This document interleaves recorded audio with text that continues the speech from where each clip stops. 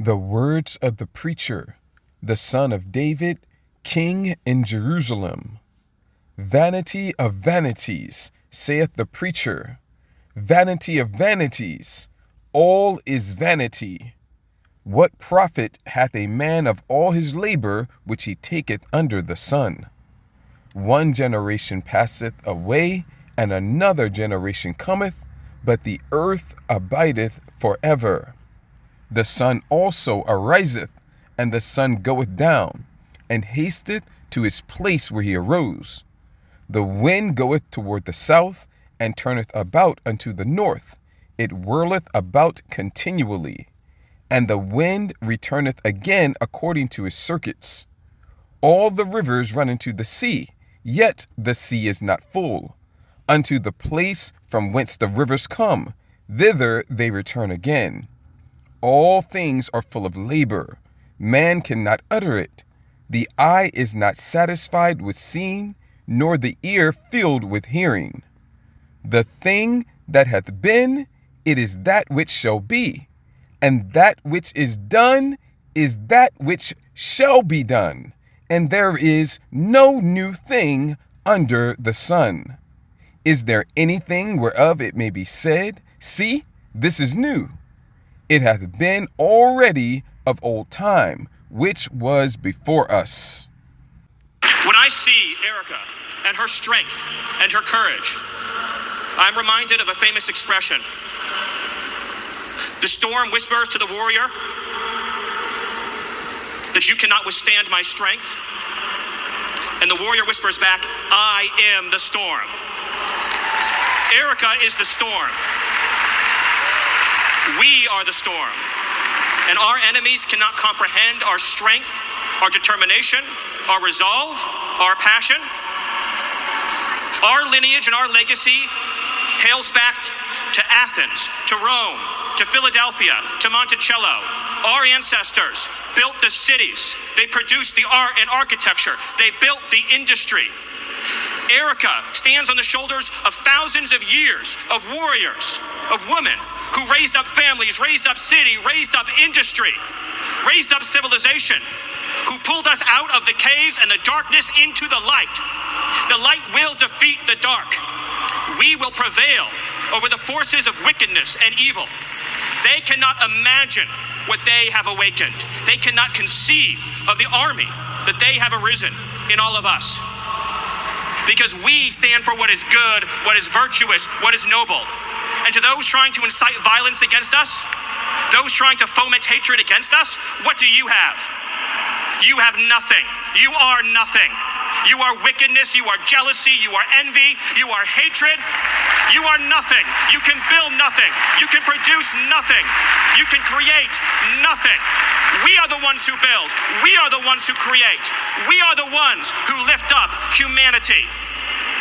You thought you could kill Charlie Kirk? You have made him immortal. You have immortalized Charlie Kirk.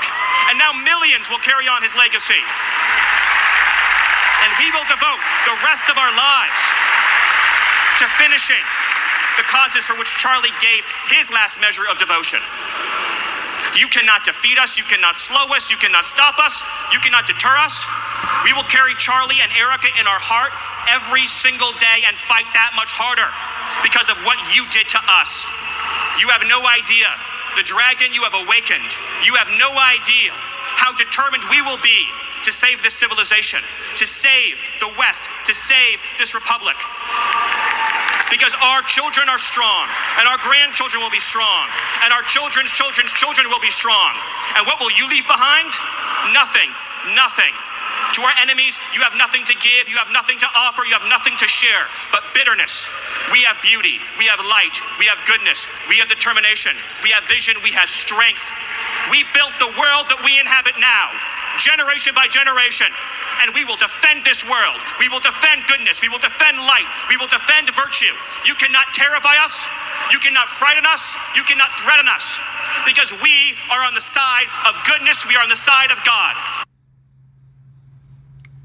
Barakati Yahweh, Barakati Yahweh Shai, Barakati Yahweh, Barakati Yahweh Shai, Barakati Yahweh, Barakati Yahweh Shai, Barakati Yahweh, Bahashem, Yahweh Shai, Ba, Recha HaKodash, Kol Thapa Arath, Hawad, Wahaloyam, Rawatam Yatla, Allahaya Nawa, Yahweh, Bahashem, Yahweh Shai, Ba, Recha HaKodash. And what I just said in the Lashon Kodash being the ancient Paleo-Hebrew, or in other words, the true biblical Hebrew, for holy tongue or language. And what I just said is, all glory, honor, and praises abundantly and continuously to our power, Yahweh, the true name of our Heavenly Father, who the world ignorantly and incorrectly calls God, in the name of His only begotten Son, our Savior, our Messiah, our Deliverer, Yahweh Shai, HaMashiach, who the world ignorantly and incorrectly calls Jesus Christ, in, or in other words, through the Holy Spirit. Double honors to the apostles and elders of Great Millstone. Much peace, love, and respect to the brothers teaching and pushing this truth out the four corners of the earth. To the hopeful elect, the 144,000 and the 1/3, as well as the rest of the elect, scattered abroad amongst the heathen nations to the four corners of the earth, east, north, south, and west. To you I say, Shalom. This is your brother Ra'ib Tazadakwa coming back at you again, all through the spirit and power of Yahweh Bahashim Yahweh Shai, with another lesson, Yahweh Ratazah, Yahweh willing. It is going to be edifying and encouraging for you Achim, brothers, and any Achwath, sisters, that may be listening and or watching. And the first thing I'm going to say is that first thing I'm going to do is give the fair use disclaimer. Fair use is allowed under U.S. law for educational, commentary, criticism purposes, and the like. And that's, of course, what we're using this clip right here for. I'm going to see if I can get the, I don't know what's going to happen. Try to get the information up. But for whatever reason, it doesn't. Anyway, I'm just going to tell you. Why is it like that? It doesn't. Yeah, it's a little. Let me see here. Maybe it's this. There you go. No, that's comments. I want to give credit to the originator of the material, but it's a little difficult to figure out how to do it for whatever reason. It's not like it usually is. All right, no, not that. Anyway, it's ABC News, the YouTube channel. So just to give credit to the originator of the material, not profiting from this in any way, shape, fashion, or form. Credit has been given. Let's do it this way here. I think, I don't know why. It just, for some strange reason, it doesn't come up for this video. Normally, I see right where to hit to bring it up, but it just doesn't, do it on this video for whatever reason. Let me see here. Yeah, okay. Anyway, it's on ABC News to give credit to the originator of the material. All right, so fair use is allowed. Fair use notice is given. Fair use is allowed. Not profiting in any way, shape, fashion, or form. Purely for education. We're using this clip purely for educational commentary, criticism purposes, and the like. That's what we're using it for. No profit is being made. Fair use notice is given. Fair use is allowed. Fair use notice is given. Next thing I'm going to say, and Salakia, which Salak is the ancient Paleo-Hebrew for forgive. The Yah on the end means me, so forgive me. Baba Koshah, which is please, for the flipping. But there's no other way to do this. I want to show you that this is part 31 in an ongoing lesson series, which for the past 3 parts, including this part tonight, the 4th part, which I anticipate, subject to the Spirit, will be the final part. Not the final part of the lesson, but the final part of this interlude of sorts, this hook, so to speak. Not the hook, the bridge, I meant to say. Bridge, so to speak, to put it in musical terms. Because we're doing something a little different, which still ties back into and relates to the main topic of this lesson series, which the normal title is For God So Loved the World. And you see part 27, what kind of Gentile are you? That's where we're in the lesson series right now. But when I came across this clip that I already played for you, I was moved in the spirit because of the fact that right when I came across the clip, we were breaking down, and we still are, breaking down Romans, the 9th chapter, the whole entire chapter. We had started at verse 1, and we've gotten down to verses 19 through 22. And this clip right here ties directly into one of the main themes of Romans, the 9th chapter. And so I was moved to go into like I said, a bridge. If you're familiar with music, you got verses, and then you got the chorus, which the chorus is referred to as the hook. And that's the typical main, that's kind of like the bread and butter of the song. But then you'll throw you got the chorus and you got the hook, the slacker, that's the same thing. You got the verses and the hook or chorus and hook being the same thing. And then you'll throw some spice in there with a bridge, right? So this is kind of like the bridge. So typically you'll have a verse, the chorus, a second verse, the chorus again, chorus and hook being the same thing. And then it'll go from the second chorus or hook into the bridge, and then back to the chorus again, jazzing the chorus up a little bit more each time. See, so but the bridge is a little different. It departs from the normal structure of the song, but it ties beautifully and directly into the song. So it's not like it's different, but it is a different format, but it still goes with the song. And so that's what we're doing here in this lesson series. This is kind of a bridge, all right? It's a little different. It's a departure from the normal structure of the lesson series, but it ties directly into the lesson series, and it's capitalizing off of the clip that I played for you, if you follow what I'm saying. But the main point of the lesson series is to show that salvation is only for the nation of Israel. And so there's three segments to this lesson series, not including this bridge here of sorts. I'm including that in the first segment. The first segment of the lesson series is to lay the foundational groundwork, okay? And really, once you do that, it's like they say breakfast is the most important meal of the day. The foundational groundwork is the most important part of the lesson. Really, if you just get that, you got it, okay? If you've been on any sports teams, and done any practice, and you had a good coach, the coach is going to stress the importance of the fundamentals. I am a little tired of the fundamentals and the basics. He's going to stress the importance of the fundamentals and the basics, because I keep on saying fundamentals. The fundamentals and the basics, they will carry you all the way, okay? And anything that's a little more jazzy, or anything that's a little bit more what's the word I'm looking for here? Special or spectacular. Anything that's a little bit more, just let's go with the spectacular. It's built upon the basics and the fundamentals.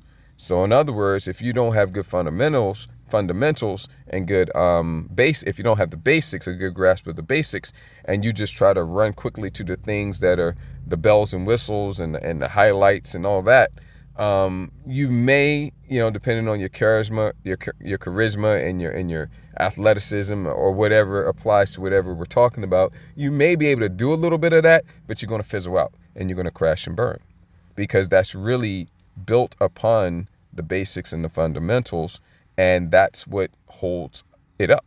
Okay, so the fundamentals and the basics are never to be slept on. Really, they'll take you all the way. So that's what we're going into in this lesson series, making sure you understand what you need to understand, which will then enable you to clearly see that the only thing that possibly makes any sense, according to the scriptures, is that salvation is only for Israel. But people don't have a basic fundamental understanding of the scriptures. Therefore, they believe and teach false doctrines, such as one of the big false doctrines. There's a number of them, but one of the big false doctrines is that anyone and everyone, no matter what nation, what family, what peoples you were born of, anyone and everyone of all nations can get saved. Okay, and so that is a damnable heresy. And so we started this lesson series. Okay, we got a different thumbnail and a different title. And I was going with the title Caucasian admits they are the Edomites, right? But I changed it because if you look at the views that are typically been getting, you know, I know what my views typically are, and I also know not just me and all my brethren, we have proven many times that our views, subscribers, likes, all of that is tampered with, right? I've seen views go down. I'm looking at it and then it'll drop down. I've been on live streams, and I know that there's so many brothers on the live stream, but yet it shows that there's less than that watching. Or a brother will get on and then it'll tick down, so it'll show when the brother gets on, but then it'll count it down and it no longer shows, right? But the brother's still on there. I've done these things and others have done them too. So the point is, I think that this right here, this part here, especially because of that thumbnail there with that picture showing that they have that placard or that banner of Edom, and showing you that they in a moment of pride, which they're always proud, but in a moment of blatant pride, they were just acknowledging who they truly are, right? And that thumbnail is very, very strong. And then putting that with the title, I think that whoever is monitoring my page was like, we're gonna suppress this. So in an effort to push the truth out a little bit more, at least get it out as much as it typically is, which is not much.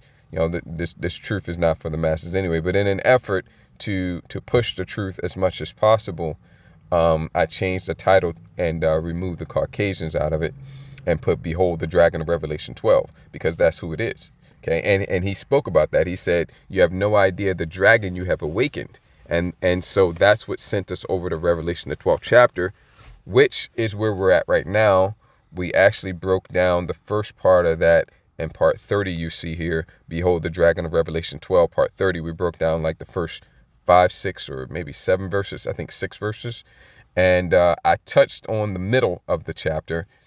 But we're not going to dive into that as detailed because it doesn't tie as directly into the topic. We're going to drop down tonight, subject to the Spirit. We're going to drop down tonight to the bottom 5 or so verses and break that down. And that'll be this bridge. Okay. And it turns out that it's 4 parts, as long as the Spirit allows me to get to it. If not, then I'll have to do another part. Right. So that's parts 28, 29, and 30. And tonight is 31 of this lesson series. And once we're done breaking down Revelation, the 12th chapter, we're going to go and return back into Romans, the 9th chapter, and continue to break down that entire chapter. And again, we're in verses 19 through 22. And we have to get down to 33. Once we get down to 33, we're going to go to Ephesians 2, because that's what sent us over to Romans 9. We're going to finish Ephesians 2, not the whole chapter there, only getting down to verse 12. And we only have like 10, 11, and 12 to get. And then we'll continue on with the groundwork and the foundation work, which, to give you a quick rundown of this lesson series, like I said, we got segments, right? The first segment is the groundwork, the foundation, right? Then the second segment is actually just bringing out all the precepts. Not when I say all that the Spirit lays on my heart to bring out, just bringing out the precepts that speak directly to the fact that salvation is only for Israel. Because although we've been getting those, that is not the main point of this segment. Okay, we're just getting them because we can't avoid them. They're everywhere. Okay, and so while we're trying to lay the groundwork and clear up misconceptions and resolve false paradigms and all that, and bring out the definitions of words to make sure that everybody understands what words mean, and clearing up false doctrines. While we're doing all that foundational groundwork, it's a complete and total renovation, right? And when you're renovating, you got to tear down the old stuff that's no more any good and haul off that trash. And then you can, hopefully the frame is good, right? And then you can rebuild around it, and everything's nice and brandy spanky new. And, hopefully you take better care of it this time, right?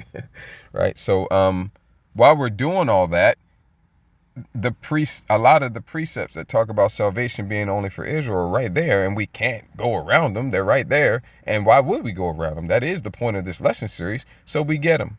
Even though that's not the focus of this segment, we still get them. We've been getting them all along. They're everywhere. Okay. So even though we're laying groundwork, we're still getting precepts because they're there.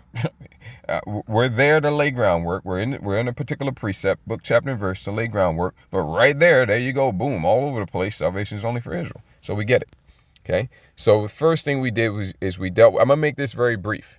All right, because I want to finish Revelation 12 tonight if I can, subject to the Spirit again. But we dealt with, this is the groundwork and the foundational work we've been doing since part 1. We dealt with the fear. People don't want to acknowledge that salvation is only for Israel, despite the clear and numerous number of precepts that say that that's the case. They don't want to admit it, acknowledge it, and accept it because they're afraid that if salvation is only for Israel, which this doesn't make any sense, but this is human psychology, right? Because whether you're afraid and you don't want to accept it or not, if it's true, it's true. But this is what people do, and I don't even think they realize it. I don't think people realize the importance, or this, I don't want to say the importance, but the significance that fear plays in, that fear factors in and plays a part in people not accepting that salvation is only for Israel. Okay, I'm not talking about those that are willfully behind the false doctrines of pagan Christianity. I'm talking about the laymen, okay, the common folk. Okay, they're afraid to accept that salvation is only for Israel, no matter how many precepts we bring out, because they think that means that when they die, them and their loved ones, that they're going to go to this place called hell and burn forever and ever and ever. And that's a hell of a, no pun intended, but I will take it, a hell of a fearful motivating factor that will motivate you to fight for your life. Because if you're wrong, you think anyway that means you're going to burn in a place called hell, or your loved one is going to burn in a place called hell forever and ever and ever. That will put some fear in you, and fear short circuits logic. So we dealt with that by bringing out the true understanding of what hell is according to the scriptures. Okay, what you think hell is a cleverly devised fable. 2 popes have gone on the record and told the whole world that they made that false doctrine up. And indeed they have, okay? And nobody listens to the devil when he tells the truth, okay? But he did tell you the truth right there. They made that doctrine up. Hell is simply the grave, whether literally or metaphorically, okay? Literally being the ground or the earth, metaphorically being being a very low and miserable condition, okay? So no matter how far you dig into the ground, you're digging into hell. And it even speaks about the ground or the earth in that manner in the scriptures. Okay, though they dig into hell, yet will I find them and pull them out. Okay, I'm paraphrasing it, right? But that hell is talking about there is the ground or the earth. I told you it's the ground. It's literally it's the ground or the earth. Metaphorically, it's a lower miserable condition. Okay, then we dealt with the biblical doctrine of reincarnation, Matthew the 11th chapter, verses 11, 12, and 13. Is it 11, 12, and 13? Shalakia. Matthew the 11th chapter, verses 12, 13, and 14. I'm a little fuzzy on it. Let me go see. I'll just have to show you real quick. Reincarnation is indeed biblical. Okay, whenever I stumble over my precept, time to refresh my memory. Matthew the 11th chapter, and 13, 14, and 15. There you go. For all the prophets and the law. Let's read this in the NLT. The King James Version is good, but the NLT smacks you in the face if you didn't know reincarnation is biblical. For before John came, all the prophets and the law of Moses looked forward to this present time. And if you are interested, right? I'm not gonna teach it again. I'm not gonna preach it again. I gotta get moving. Okay, but come on, man. And if you are willing to accept it, I guess you aren't, right? Well, then click off the video. What I say, he, referring to John the Baptist, is mathematical term equals Elijah, not one coming in the spirit of, not one like, not one in the power of. No, he is Elijah. John the Baptist equals Elijah, the one the prophet said would come. Yeah, it was prophesied that he was going to be reincarnated. Reincarnation is biblical. Anyone with ears to hear, I guess you don't have ears to hear. Like I already said, man, click off the video. Should listen and understand. All right. So yeah, Matthew 11:13. I usually remember that, no problem. But hey, sometimes sometimes things get a little mixed up. All right. So getting back over here. So that's, we dealt with that because that's very important to understand and acknowledge. The biblical doctrine of reincarnation comes into play everywhere. It's a factor in everything, pretty much. Okay, it comes into play. If you don't understand that, let me put it this way: if you don't understand that reincarnation is biblical, you're not going to understand the scriptures. You're just not. Okay. Then we dealt with the 3 Greek words, all translated to the same English word, world. You have 3 different Greek words, all translated to world in the English. So whenever you see world in the English, you have to make sure you know which one of the Greek words it is, because they all have entirely different meanings. They do not mean the same thing. Okay. Hebrews 1 and 2, you have the Greek word aeon there behind world, and it means an age or a period of time. In Revelation 3 and 10, you have the Greek word oikomene, which means the whole planet and all the inhabitants upon it. Okay? Israelites and non-Israelites. Everybody. That's the Greek word oikomene. It means everybody. John 3:16, the Greek word behind world is not oikomene. And you're going to say, well, why not? The reason why John 3:16 does not have oikomene behind the English word world is because John 3:16 is not talking about everyone. Okay, that's the reason why the initial subtitle is "It's okay if you're not included," because you're not if you're a natural born heathen. But it's okay because you're not going to burn anywhere forever and ever and ever. That place does not exist. Okay, so that's why it's okay. But it's not okay because you are going to get what hell truly is. And you say, well, which one? You told me it was literally or metaphorically both. Okay, and a hell of a lot of both. Okay, for the first 1,000 years. And then after that, you'll get mercy, except for the Edomites, the dragon, not them. Okay. So in John 3:16, it is the Greek word cosmos. And I'm just going to give you the Ra'ib Tazadakwa layman's definition for that, which is a subset, because it's just very easy to understand, right? I can give you, I have the concordance definition, the blue letter definition memorized, right? You can go look it up. But this will put it to you in a way that's real easy, right? A subset of the whole. Okay. Now this word cosmos you can apply it in like damn near any way. Okay. You can be talking about all kinds of contexts and applications, right? So, but the context and application here is a subset of the whole. Well, here, the whole in this context would be the whole entire human race. But it's not the whole, it's a subset of the whole. The subset of the whole would be the Israelites. Okay? A subset of the whole. The subset is Israel, of the whole, which is the whole entire human race, which is arranged and ordered in a certain particular fashion. That is what the word cosmos means. And the English word world is used in that fashion in the modern English. You've used it, I've used it, we've all used it, we've all heard it. Okay? See, but unlike in the English where you have one word that can mean, and you can have this in the Greek too, but in the English, you can use the English word world, and it'll be, whether you're talking about, an age or a period of time, or whether you're talking about an apt and harmonious arrangement, or whether you're talking about the whole planet, everybody, the planet itself, you would use the same word world. But in the Greek, it has 3 different words. See? So that's the reason why you have these 3 different words all translated to world. In English, you got to make sure you know which one it is. Okay? Because in the English, you would just use the word world, and the context, as long as you're paying attention, would tell you which of them it is. Right? And maybe if you got the wrong idea, the person talking to you would clear it up. Be like, no, you got the wrong idea. When I said world, I meant this. I didn't mean that. Right?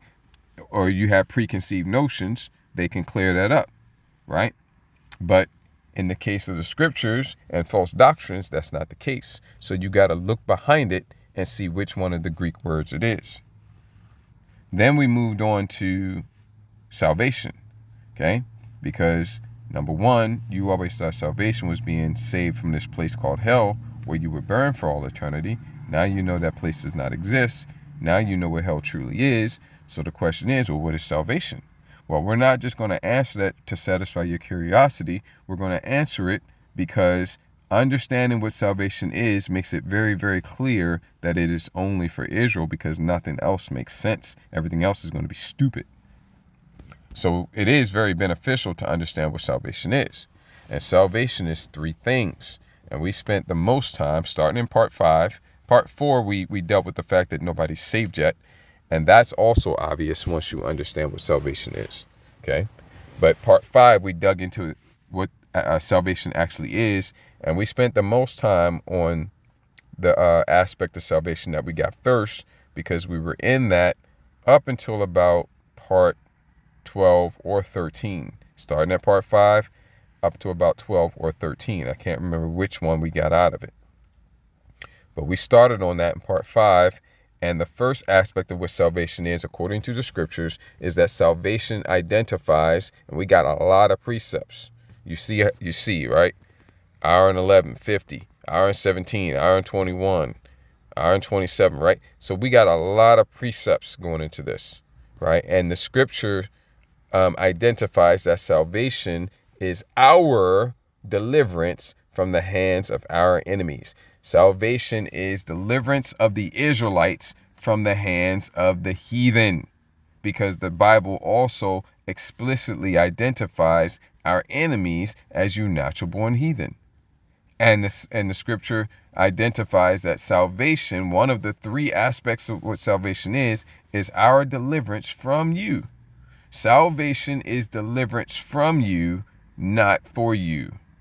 Okay? Salvation is deliverance from you, natural-born heathen, not for you, natural-born heathen. And we were in that a long time, because it makes it very, very painfully for you obvious that salvation is only for us, the Israelites. And somewhere in there, we didn't have to spend a lot of time on this one, but somewhere in there, I can't remember if it was part 10, 11, 12, or whatever it was, we touched on the second aspect of what salvation is, which is deliverance from these mortal corruptible bodies.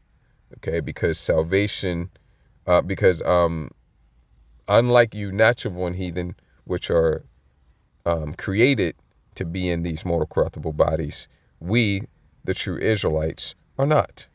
We're in these mortal corruptible bodies because we're in punishment for disobeying our Father.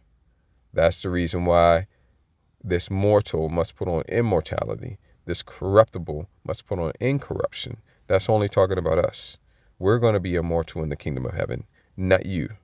All right? So that also makes it very obvious that salvation is only for Israel. And we got that somewhere in there and brought out all the scriptures. You can argue with the Bible if you like. It's not my business. Okay? I'm just here to tell you the truth. And then the final aspect of what salvation is, we got, I think it was just part 14, but we might have got it in part 13 as well, which is deliverance from the thermonuclear destruction. This aspect does not make it obvious that it's only for us, but it is only for us.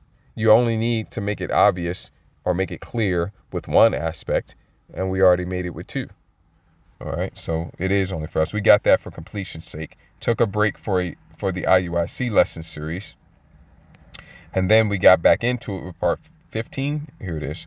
Part 15 at the bottom of the screen. We got back into it, and this time we changed the subtitle to "What Kind of Gentile Are You?" because this is the final piece of groundwork we're laying. Okay, this is the final bit of a foundational groundwork we're doing, which is establishing that there are two groups of Gentiles: foreigners, heathen, and strangers. Those four terms being synonymous in this context. And we only needed one precept to establish that, but we got two. Okay, and that would be St. John 7:35 and Matthew 18:17. Those two precepts right there, each one on its own, establishes that there are two different groups of Gentiles: foreigners, heathen, and strangers. Okay, you always thought it was only one group. You always thought that whenever you see foreigner, heathen, stranger, or Gentile in the scriptures, that it's always talking about somebody who's not an Israelite, according to their lineage, their heritage, their bloodline, their birth. That's what you always thought. But you were wrong. You were wrong. And either one of those precepts will just punch you in the face and tell you that. You're wrong. And those precepts, either one on its own, we got two, makes it very, very obvious that nope, it's actually two groups of Gentiles, foreigners, heathens, and strangers. Yep. And actually one of the groups is, of course, who else is on the planet besides natural born heathen? Who else is on the planet besides those that don't go back to Abraham, Isaac, and Jacob? Well, the only other people are Israelites. So yes, the other group of heathen, foreigners, strangers, and Gentiles are actually Israelites, being referred to as heathen, foreigners, strangers, and Gentiles, because they are in a heathen, foreign, strange, or Gentile state of mind, living amongst the heathen, acting like the heathen, eating the same foods as the heathen, the abominable foods like pork, shrimp, crab, lobster, catfish, and other abominable foods, okay? Dressing like you heathen, worshiping your pagan, idolatrous gods. They're in a heathen, foreign, strange, Gentile state of mind. Although they're Israelites by lineage, by heritage, by bloodline, by birth, they're being called heathen, foreigners, strangers, and Gentiles because that's what they're acting like. You already know where this is going. Those are the heathen, the foreigners, the strangers, the Gentiles that can return, repent, be again back conciled, right? Only them, not you natural born heathen. So it's very important to understand that it's two groups, okay? And so that's what we've been in since part 15. And like I said, we got on this bridge in part 28 because of this clip here with Stephen Miller. And he was just telling everything. And we're about to get some commentary to kind of review. This is all review. This is all recap, okay? You got to watch the lesson series to get more detail and teaching and instruction on it, right? But I'm just giving you a recap, right? I just gave you a recap over like probably going on 35 hours of teaching, okay? So there's a lot left out, all right? It's just a recap. So we've been in that. We got into that bridge there on part 28, but we went to Ephesians, the 2nd chapter, and we've gone a lot of places out of Ephesians 2, but right now we're in verses 7, 8, and 9, and that sent us over to Romans, the 9th chapter, where we're breaking down the whole chapter. So we've been in that for a little while. Starting at verse 1, we're down at verses 19 through 22, and this clip ties right into what we were reading. So let's get back into this clip. I'm going to play it from the beginning, get some commentary, just to recap what we've already covered and brought out. But we're going in right now. We're going into what he said about you have no idea the dragon that you have awakened. That has sent us over to Revelation, the 12th chapter, right? But I'm going to let it play. I'm going to do a quick recap of some of the main points that we brought out because Stephen Miller here, the Deputy Chief of Staff, is telling the whole world everything, including that they are the biblical Edomites. And he's saying it in a lot of different ways. All right. You do have to have some understanding. You do have to have some knowledge. But if you have that knowledge and you have that understanding, then it is very, very, very clear that he's telling the whole world that they are the Edomites. So let's let it play. And I'm going to give a real quick, brief recap of what we've touched on to this point about what he's bringing out. And then we're going to get back into Revelation 12, and Yahweh Razak will finish that tonight. Erica and her strength and her courage. I'm reminded of a famous expression. The storm whispers to the warrior that you cannot withstand my strength. And the warrior whispers back, I am the storm. Erica is the storm. I gotta have a little fun. Wait a minute. I gotta have a little fun. That you cannot withstand my strength. And the warrior whispers back, I am the storm. I am the storm. I am the storm. Man, this dude is come on, man. A speck of dust talking about he's the storm. And then he just gets smeared, man. Okay? I'm mocking him because of the pride, man. The pride. All right? And that's a cheeseball saying anyway. But, Esau is corny. But come on, man. A speck of dust. That's what, look, we're all, the scripture says, why is earth and ashes proud?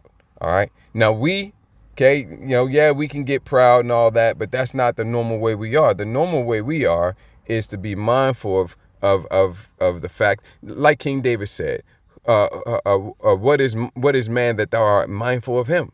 That's our mindset.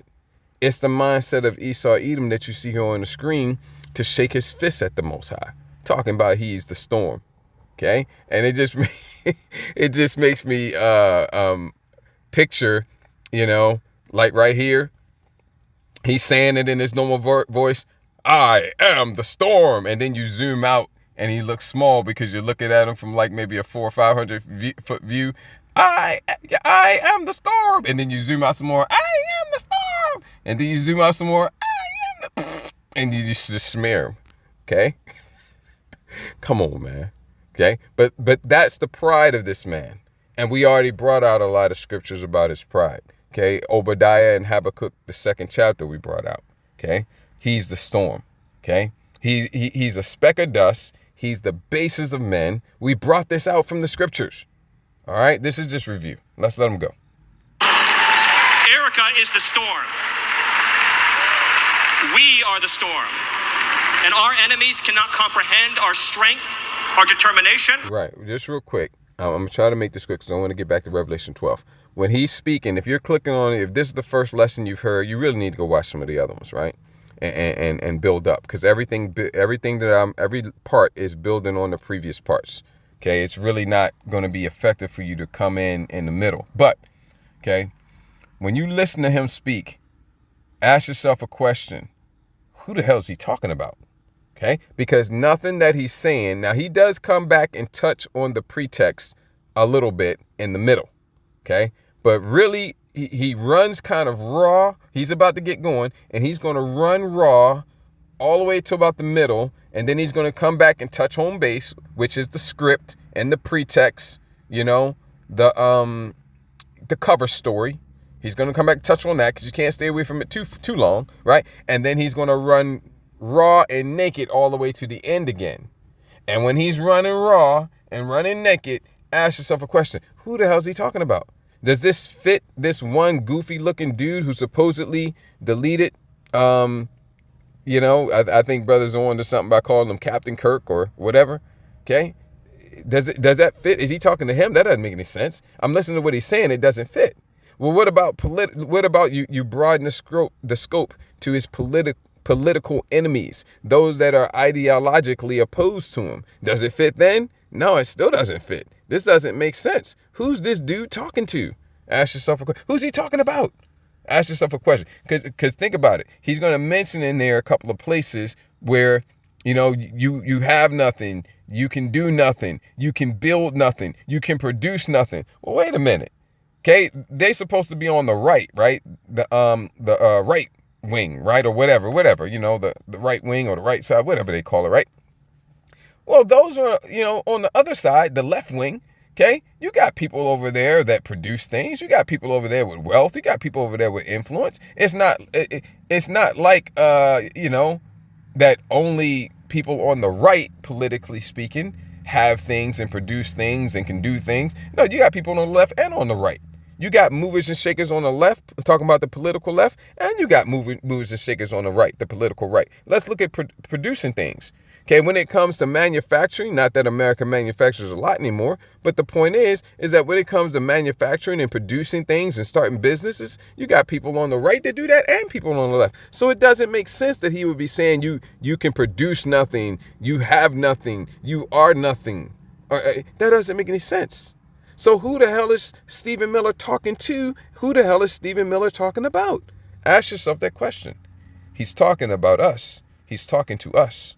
He's really talking to, if you want to make it general, he's talking to the Israelites, the so-called blacks, Latinos, Hispanics, Native Americans, and Seminole Indians. But if you really want to zoom in and make it clear, very clear, crystal clear who he's talking to, he's really talking about the prophets, the hopeful elect men of the Lord, who have lifted up a banner, which is this truth, the gospel of the kingdom, the scriptures, the true understanding of the scriptures, who have lifted up a banner, again, the gospel of the kingdom, the true understanding of the scriptures, upon the high mountain, mountain being a metaphor for kingdom, which is his kingdom, okay? Not his specifically, not his individually, but his people. And he's part of the ruling class. He's low down on it, but he is part of the ruling class. He's deputy chief of staff, right? He's talking to the prophets who are lifting up a banner, which is this truth, upon the high mountain, the high kingdom, which is his kingdom, okay, that it may go into the gates of the nobles. The nobles referring to those that are the ruling class. Not that they have nobility, they don't, but it just means the ruling class. And it tells you in Revelation 11 chapter that great and tremendous fear fell upon them that saw them. The them is the great fear falling upon them is the nobles. In other words, I'm just using the word that the King James Version used, but it's talking about the ruling class. Okay. And which saw them, that them is a different group of people, which is the prophets, because the spirit of life has entered into us, which is Ruach HaKodesh, the Holy Spirit, and we stood upon our feet. In other words, we got busy doing what we're here to do, which is preach this gospel. Again, lift up the banner upon the high mountain.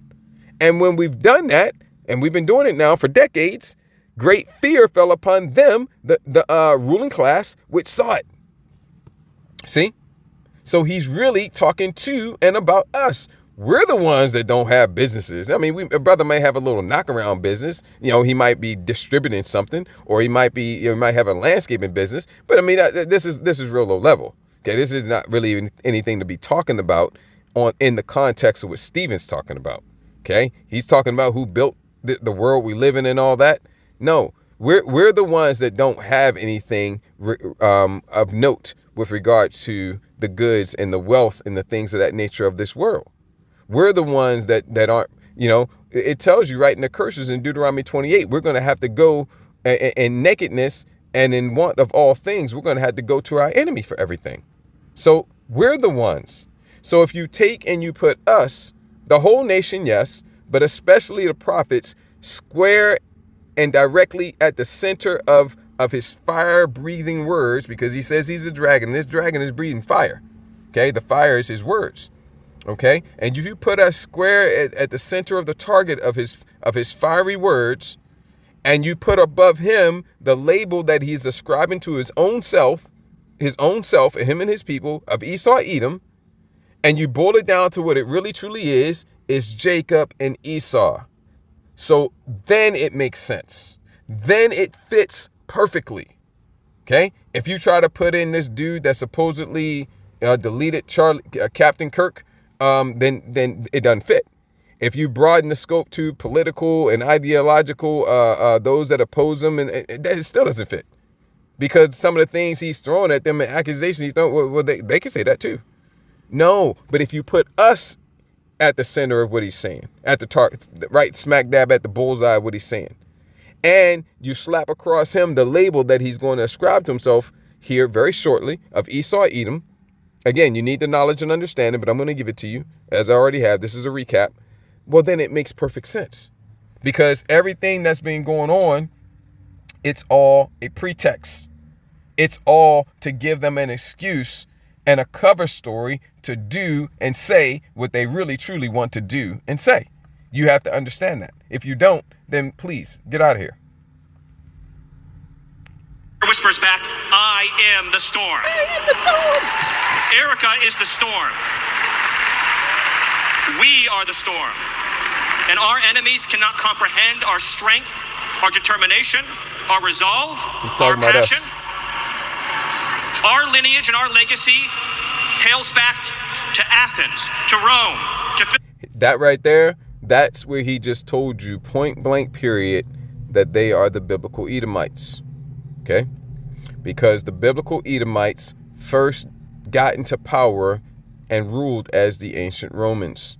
Slaki, I said that wrong. First got into power and ruled as the ancient Greeks. And when he says hails back, not across, back, not to, well, to would be clear enough, but he's talking about their lineage and their legacy. So he's talking back sometime. So he's talking about, when he says Athens, he's talking about Athens, Greece. Okay? Ancient Greece, the Greek Empire. Okay? Now, they were not the original Greeks, but they took down the original Greeks, which were descendants of Japheth, and they stood up in their place. And as the Greeks, they ruled the Greek Empire, and that transitioned into the Roman Empire. That's why when he says our lineage and our legacy goes back to Athens and Rome, he's telling you very, very clearly that they are the biblical Edomites. This is known. It is known that the Romans were the Edomites. Same thing they did with the Japhetic people in Greece that took down the original Greeks.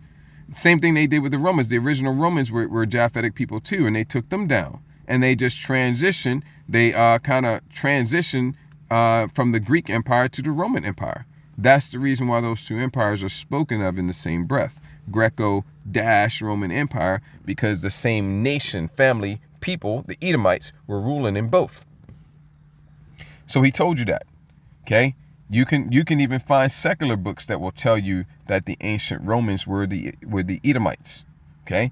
But look, you can find, you might say, well, no, that's secular. Right? Well, okay, yeah, it is secular, but you know, if you do your study, you can prove and come to that conclusion. Yeah, the ancient Romans were the Edomites. But when it comes to the Greek Empire, well, the Bible tells you that. And we brought out one precept where it tells you that in 1 Maccabees 4 and 61. But it tells you that in multiple places in the book of Maccabees, 1st and 2nd. Okay, that the Greeks were Idumeans, because most of the time in the book, in the Bible, the books of 1st and 2nd Maccabees, it refers to them as the Greeks most of the time, right? It does. But a couple of times, occasionally, it calls them the Idumeans, because it was commonly known that although they were being referred to as the Greeks and they were ruling as the Greeks, everybody knew, or at least it was commonly known, that they actually were the nation of Edom. Idumea being a Greek way of saying Esau, Edom. So you can look in the scriptures and see that, yeah, those that were running the Greek Empire, ruling the Greek Empire, they were the Idumeans, which is the Edomites. And he just told you that their lineage and their legacy goes back to Athens, talking about Athens, Greece, ancient Greece, and Rome. That means definitively they are the biblical Edomites. And he just told you that. Our enemies cannot comprehend our strength, our determination, our resolve, our passion. Our lineage and our legacy hails back to Athens, to Rome, to Philadelphia, to Monticello. Our ancestors built the cities. They produced the art and architecture. They built... Yeah, see, and that gets into iconoclasm, okay? We covered a lot of this already. I'm not going to... I haven't even gotten to Revelation 12. We're at an hour. So let me let it go. You got to check out the previous parts. The industry. Erica stands on the shoulders of thousands of years of warriors, of women who raised up families, raised up city, raised up industry, raised up civilization, who pulled us out of the caves and the darkness into the light. Who pulled us out of the caves and out of the darkness and into the light. Who speaks about being pulled out of a cave metaphorically? You do hear people speaking about being pulled out of the darkness and into the light metaphorically. Okay? What he just did there is he put two things together. He put a literal statement with a metaphoric statement. Okay? The metaphoric statement was out of the darkness and into the light. Okay? That's metaphoric. And it is true. Okay? But the part about out of the caves, nobody speaks that way, man. Man, I was in a dark place. Thanks for pulling me out of that cave. No, I ain't never heard anybody say that, man. Have you? Okay. No, he was literal there. Just like when he said our lineage and our legacy hails back to Athens. He meant that literally. And Rome. You have to follow him. He is moving, and he's this speech that he's giving right here is dynamic. It's not static. It's not monotone. When I say monotone, I mean that metaphorically. In other words, it's not just uniform. It's like, it's dynamic, man. It changes, it shifts, it flows and ebbs, and you got to be able to follow him. All right. And me and my brother, we can follow it perfectly. We can follow what he's saying perfectly. We're getting it. You even have ex so-called white supremacists. Okay. In other words, people of his own nation. Okay. Other Edomites. A brother did a video where he was showing an ex-Edomite supremacist, because that's really truly what they are. They call themselves quote unquote white people, but you can see he's actually pale red. Okay, there are different shades of red. Okay, ranging from a very light pale red to a very dark red. Depending on how much sun they've had and whatnot, and their diet and things like that. Okay, they're not white. His shirt is white. You can see that. The text is white.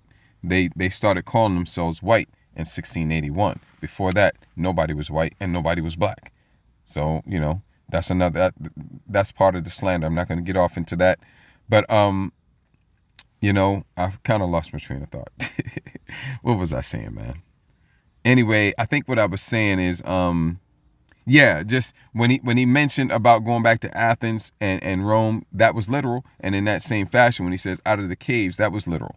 Because their original home, according to Genesis 36:8, is Mount Seir. Okay. And during the Dark Ages, the Middle Ages, they were driven up into the Caucasus Mountains over there in Western Asia, or Asia Minor. They were driven up into the Caucasus Mountains. It's called Europe today, right? But that's truly what it is, Western Asia, or Asia Minor. They were driven up into the Caucasus Mountains, located over there in the country, the nation state of Georgia. And they were up there for 1,000 years, pursuant to Revelation 20. And then when they came down, they were called Caucasians, because they were descending down from the Caucasus Mountains, and they had been there for 1,000 years. That's why they're called Caucasians. And so when he says out of the caves, he's probably most directly referring to those caves, not Mount Seir or Petra. Okay. Although that is their original home, the Caucasus Mountains is kind of like their home away from home. Okay. And when they came down, they were called Caucasians because they had been living in the Caucasus Mountains. That's why they're called Caucasians. And Caucasian means cave dweller. So he's literally talking about being brought out of the caves. That is not metaphoric. That is literal. Okay. Of thousands of years of warriors, of women who raised up families, raised up city, raised up industry, raised up civilization, who pulled us out of the caves and the darkness into the light. The light will defeat the dark. We will prevail. The light will defeat the dark. Good will prevail over evil. Okay. Isaiah 5:20. You have to be able to keep up with this devil, and you have to have the understanding to know what he's talking about. Okay. Because he is moving, and his speech is very dynamic. Okay. Isaiah, the 5th chapter and the 20th verse.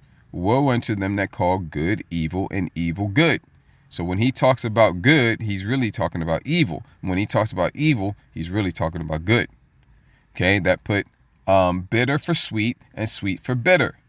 That put darkness for light and light for darkness. So when he talks about the light overcoming the darkness, the light that he's referring to is the darkness. And the darkness he's referring to the darkness that he's referring to as being overcome is actually the true light. You have to understand that and invert everything, because he's talking backwards. Isaiah 5:20. Okay, woe unto them that put darkness for light and light for darkness. Okay, you've been born in upside down, backwards, bizarro world. And so he's speaking from that point of view. Okay.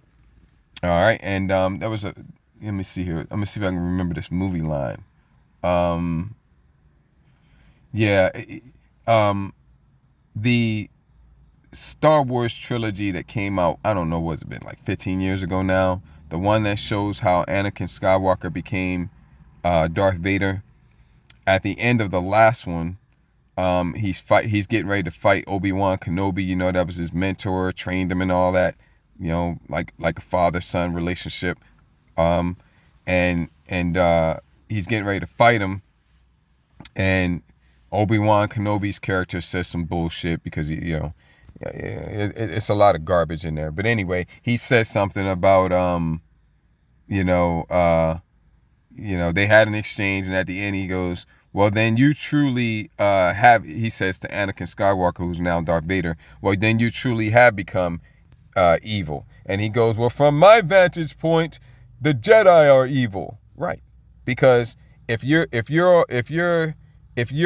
looking at things from the side of wickedness, then what's right looks wrong, and what's wrong looks right. That's the point I'm making to you. Okay? And that's what Anakin Skywalker, Darth Vader, said to Obi-Wan Kenobi, who's supposed to be on the good side, right? Okay? He said, well, from my vantage point, the Jedi look evil, right? And so that's what you got to keep in mind here. He's speaking from the vantage point of Darth Vader. Just to, go with that analogy a little further and take it all the way home. Okay? All right? He's looking at it from the perspective of the side of wickedness. And so the scripture does speak about the Edomites having a light. It talks about the light of the wicked being put out, but you have to understand that the light of the wicked is actually darkness. Okay? If you wanted to have a physical representation or manifestation of it, think of a black light.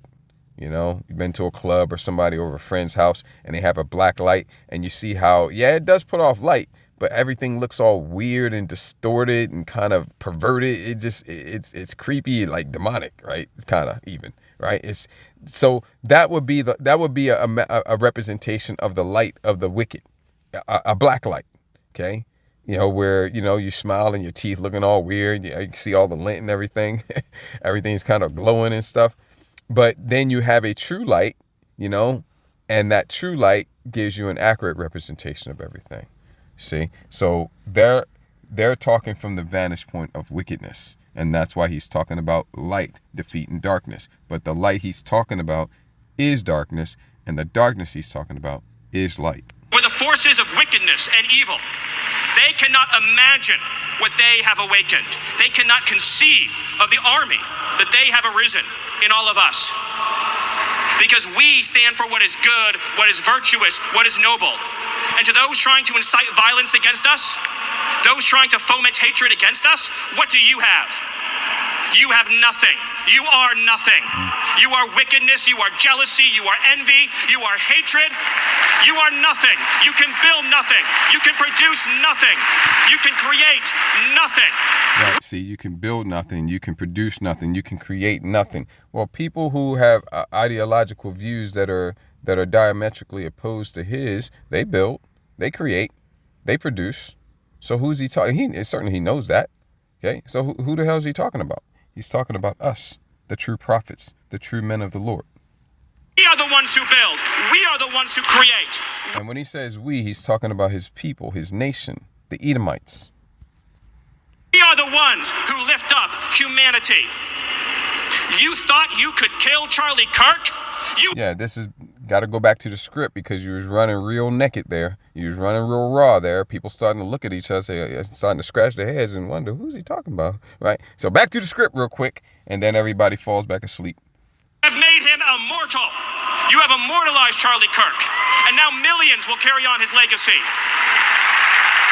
And we will devote the rest of our lives to finishing the causes for which Charlie gave his last measure of devotion.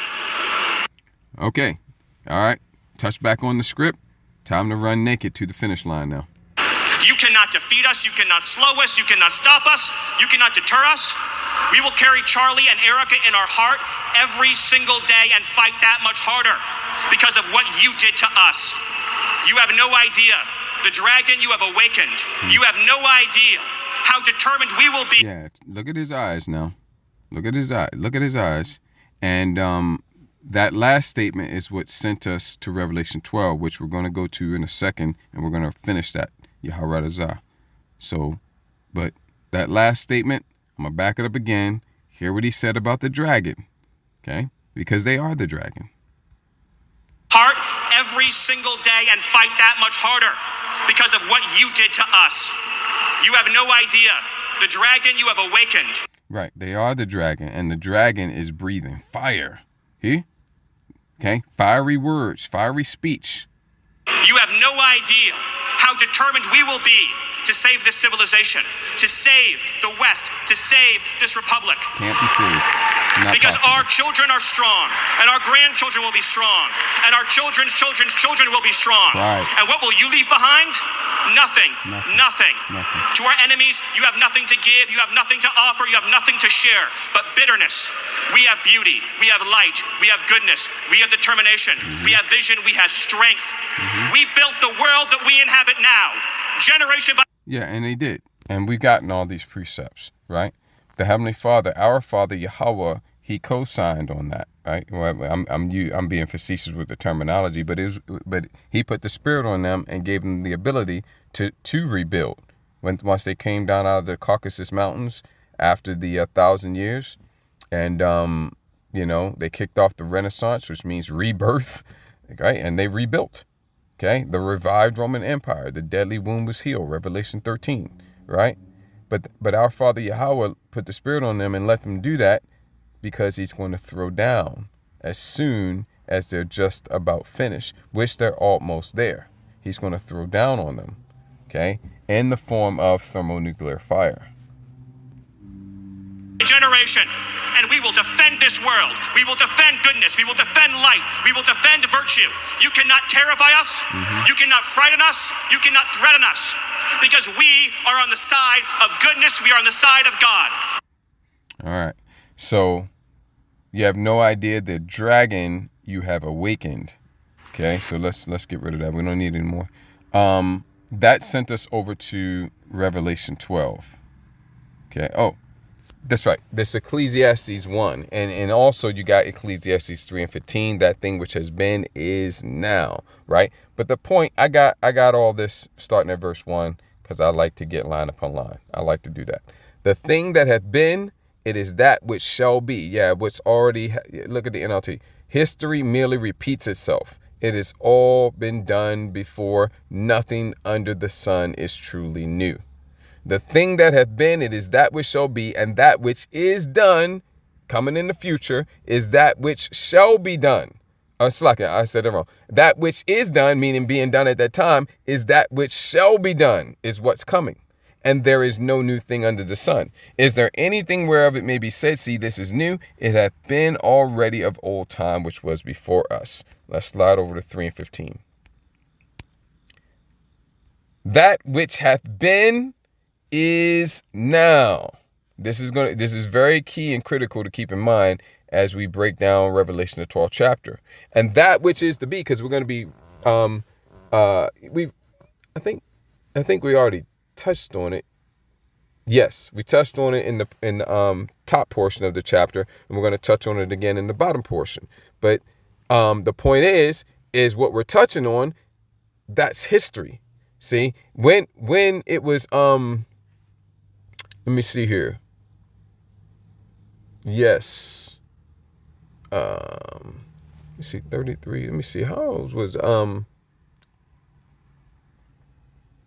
yes. When Slaki, I'm just straightening things out in my mind. But what we're touching on in Revelation the 12th chapter, part of it has to do with 70 AD, which I'm going to show you here in a second, right? But those events of 70 AD, not as a carbon copy, but those events of 70 AD are getting ready to happen again now. It's going to be different, but it's going to be in spirit and in essence very similar. Okay, very similar. And that's why it's important to keep this in mind. Okay? And I'm going to tie it all in for you when we get over to Revelation 12. But that's why I'm showing you this. That which has been is now. Yeah, what happened in the past is happening now, or about to happen now. and that which is to be hath already been, and the Most High requireth that which is past. So keep that in mind, Ecclesiastes 3:15 and Ecclesiastes 1:9. The thing that hath been, it is that which shall be, and that which is done is that which shall be done, and there is no new thing under the sun. So now let's get back into this Revelation 12. All right, now we've already broken down 1 through 6, okay? And we're going to jump down, and I touched on at the end, was it last part? I think it was last part 30. I touched on the 7 through 11, 12, okay? But I didn't break that down. I just touched on it so that you could understand what it's really talking about, because it ain't talking about what you think it's talking about, right? But now we're going to jump down, and we're going to pick it up at, let's pick it up 14, and we're going to take it down to the end. Now, you see this over here in the NLT, then the dragon took a stand on the shore beside the sea. That's because those who made up the NLT, they didn't know what the hell they were talking about, right? That doesn't go there, okay? And when it that's actually supposed to be verse 1 of Revelation 13, and it's not the dragon, okay? They didn't know what they was talking about. Just scratch that. That shouldn't even be there, okay? Look at the King James Version. They don't even have that there, right? Because that's actually verse 1 of Revelation 13, okay? So they just screwed that all up. So I wanted to point that out, because you might be looking at it and say, well, why is there a verse 18 over in the NLT and not in the King James Version? Because it ain't supposed to be there. King James Version has it right. Okay, so let's get this at verse 14. And as we already broken down in part 30, the woman is the nation of Israel, okay? And like I said, you want to get part 30 for the breakdown of 1 through 6, okay? As well as an explanation of 7 through 12 or 13, 12, all right? So, and to the woman, that's the nation of Israel, were given 2 wings of a great eagle, that she might fly. Let's get 13. And when the dragon, which the dragon represent, you could summarize it up by saying it's the nation of Esau, Edom, right? But when we go up here, I'll cover it real quick, right? Verse 3, and there appeared another wonder in heaven, okay? And behold, a great red dragon, okay? And we touched on why the dragon is red, all right? And another thing to keep in mind, and it's going to come into play, well, I can just show you it here. It's referred to as a dragon, right? But look here in verse 9, and the great dragon was cast out, that old serpent. So it's referred to as a dragon and a serpent. And when you look at the word for dragon, just keep that in mind, because sometimes it'll be referred to as a serpent. Okay, and you need to make the connection that it's still talking about the dragon. Okay, don't think because now it says serpent, that's something else. Still talking about the dragon. Okay, and you see here a dragon, a great serpent, right? So just to show you that, although this particular word has only been translated to dragon, it also means a serpent. So just understand that when you see serpent, it's still talking about the dragon. All right, just wanted to show you that.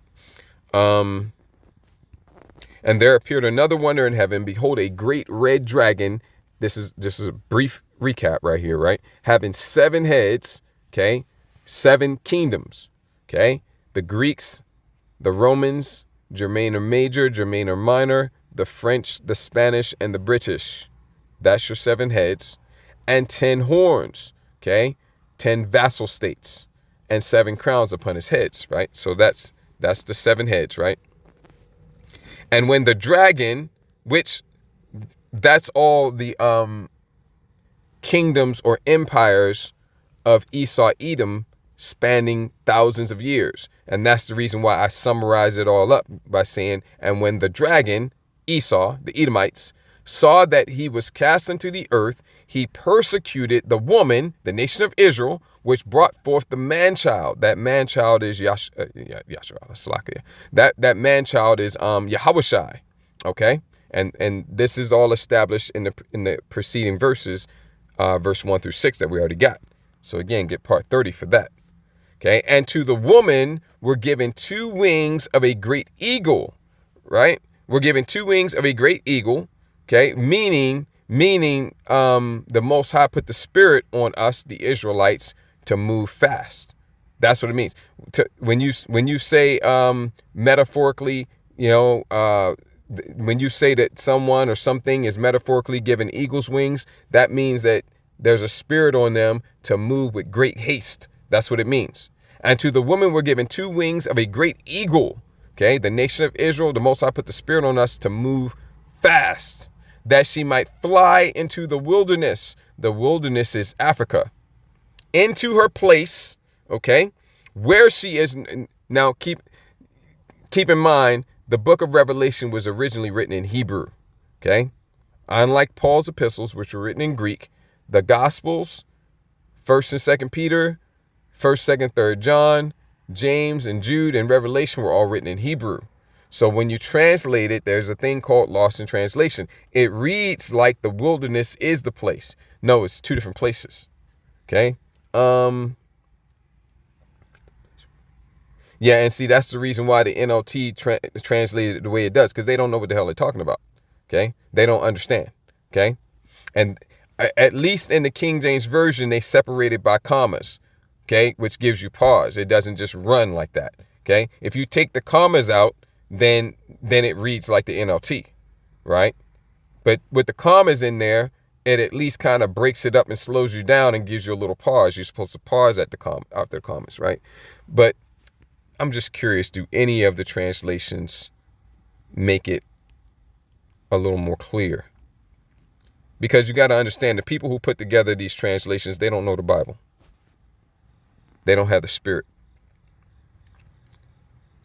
Let me see. Yep, the Amplified's not right. Okay, I'm trying to see if any of them will at least get closer than the King James Version. Let me see. I'm just curious. Bear with me, please.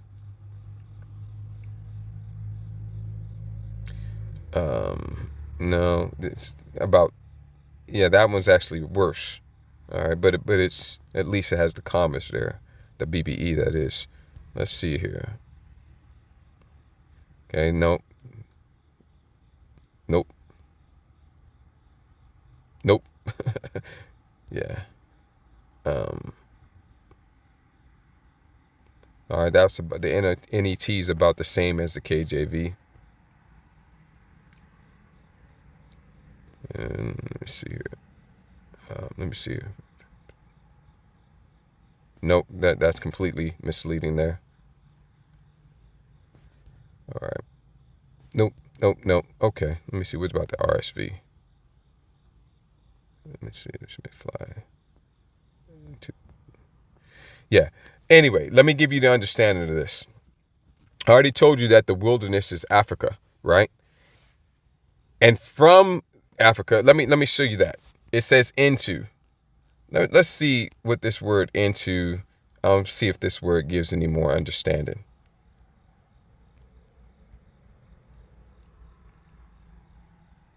Yeah, so I mean, depending on how you put it, okay, if you put unto, you see it's been translated to unto 207 times, or toward 29 times, So, each of these words here, depending on which word you use, it has a little bit of a different flavor and a little bit of a different context, and it can kind of point you in the right direction.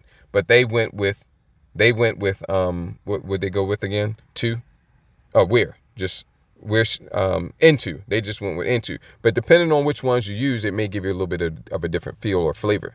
That she may fly into the wilderness, that's Africa. And then, I'm putting that in there so you understand, right? Because it's not there in the English, right?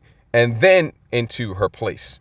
That's what it's really saying. Because the wilderness is not the place it's been referred to, okay? Where she is nourished for a time and times and half a time from the face of the serpent, okay? And you see over here in the NLT, and protected from the dragon for a time. See, that's not it. The from there, and I'm going to, this part right here is probably the trickiest part of breaking down Revelation, the 12th chapter. All right. You look at this from, and let me see here. Right, here it is, from. because a lot of the translations will take it so that she's being protected from the dragon. In other words, this is away from the dragon. See, this is how you know that when it says wilderness and into her place, those are two different places. Because when she flees into the wilderness, when we, the nation of Israel, fled into the wilderness, that was away from the dragon, away from the serpent. But then when it says into her place where she is nourished, the nourishment is actually coming from the serpent. Okay? You have to understand that. So that right there tells you that it's two different places. Because one is away from the serpent or the dragon. The other, we were fed and nourished and taken care of by the dragon. And I'm going to give you the full understanding on that in a second. I already touched on it in part 30. But look, this word from, okay, you see that it's been translated to from, of, out of, nourished out of the face of the dragon, for, of, by, at, in, since. But here, let's just go straight to the definition. It has these definitions up here, which these are the definitions that are typically the case, and these are the ones that the scholars thought it was meaning. But it could be meaning those definitions, but guess what? There's another definition. And actually, if it has another definition, sometimes the other definition is used. And that's the case here. When it says from the face of the dragon, it's talking about from in a sense of it originating there. Where did you get that from? Where did you get that from? Where did that originate from? That's the sense in which it's saying from the face of the dragon. From, of the place whence anything is, comes, befalls, is taken, of origin of a cause. See, this is talking about a place of origin, where something is coming from, the source. The source. Okay?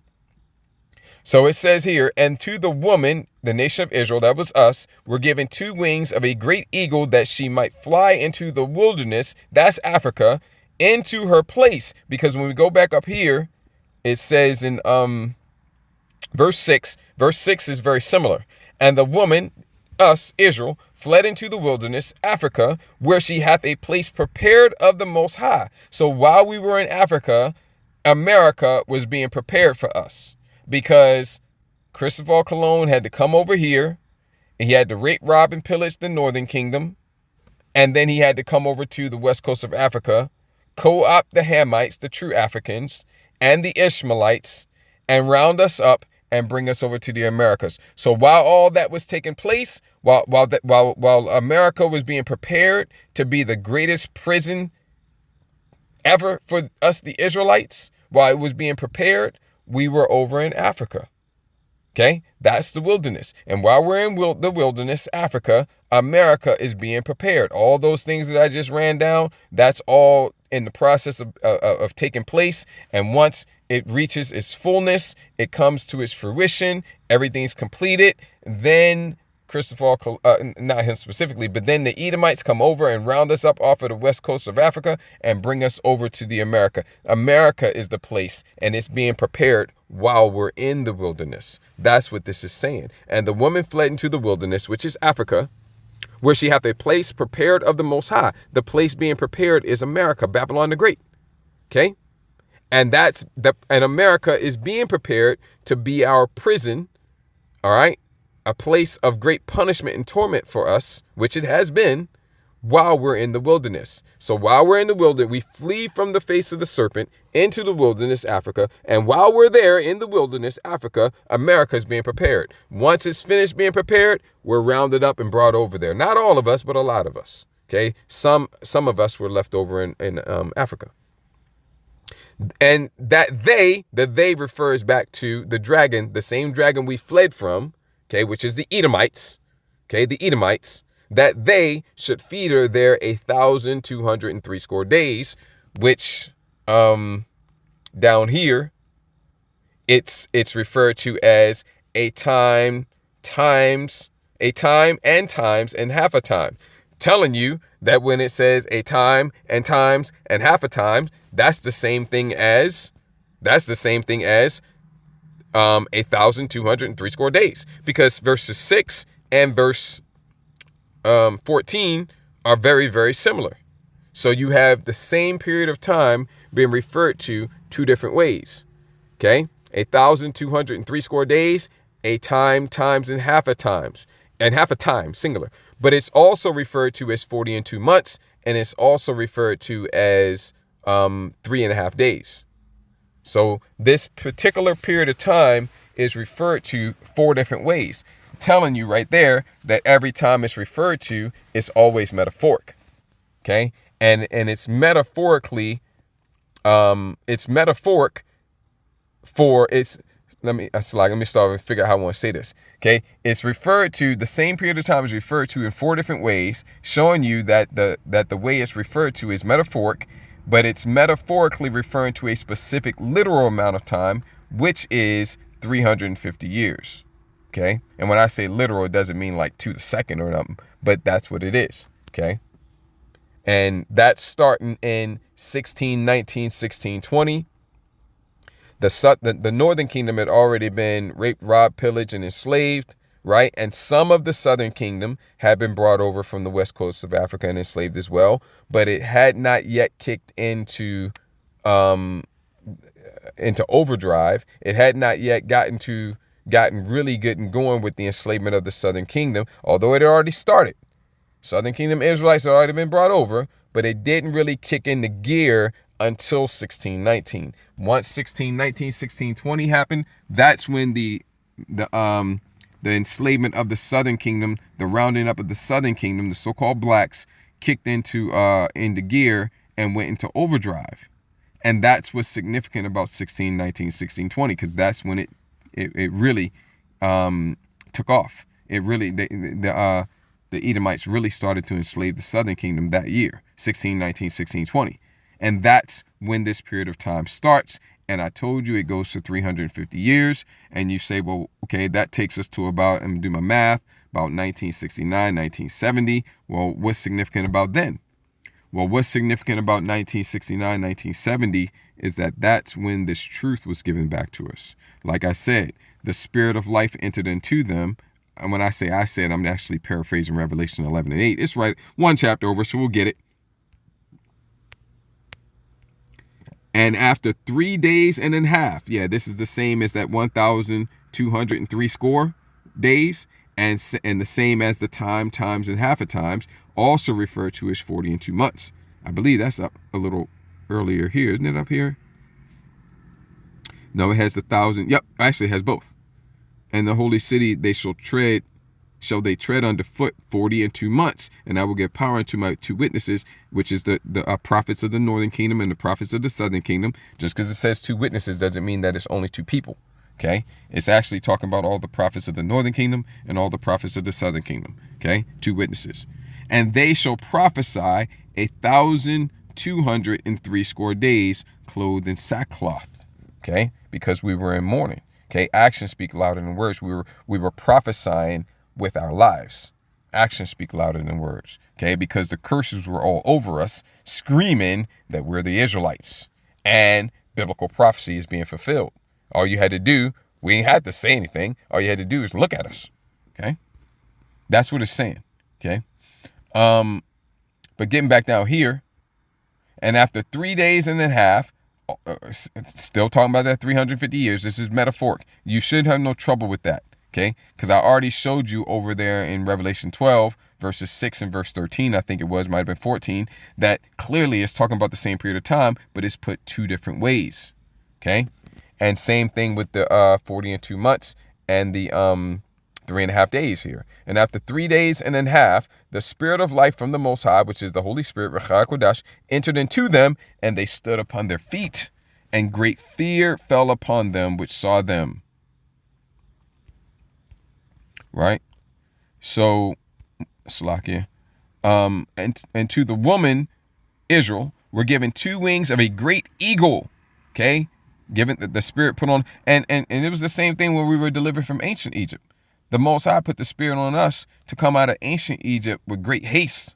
Okay, because ordinarily we wouldn't be able to move that fast, man. We moving everything. Men, women, children, cattle, everything. And that's a slow process. But the Most High put the Spirit on us to move real fast. And same thing with this event here, where she is nourished for a time and times and half a time from originating from. I already showed you that, the face of the serpent. Because when Esau brought us over here and put us in slavery, well, if you're going to have slaves, you got to take care of them. Otherwise, they're not going to be able to work for you. You got to feed them. You got to clothe them. You got to give them shelter. See, and that's what it's talking about. Okay, that's what it means that we were nourished for a time, at times, and half a time. Okay, and once we got out of hardcore, was it chattel or cattle slavery? He's still taking care. He's been still taking care of our people in mass with all his entitlements, like welfare and SNAP and food stamps and benefits and all these types of things. Same thing. Okay, a little different form, but it's the same thing. Still getting nourished from the face of the serpent.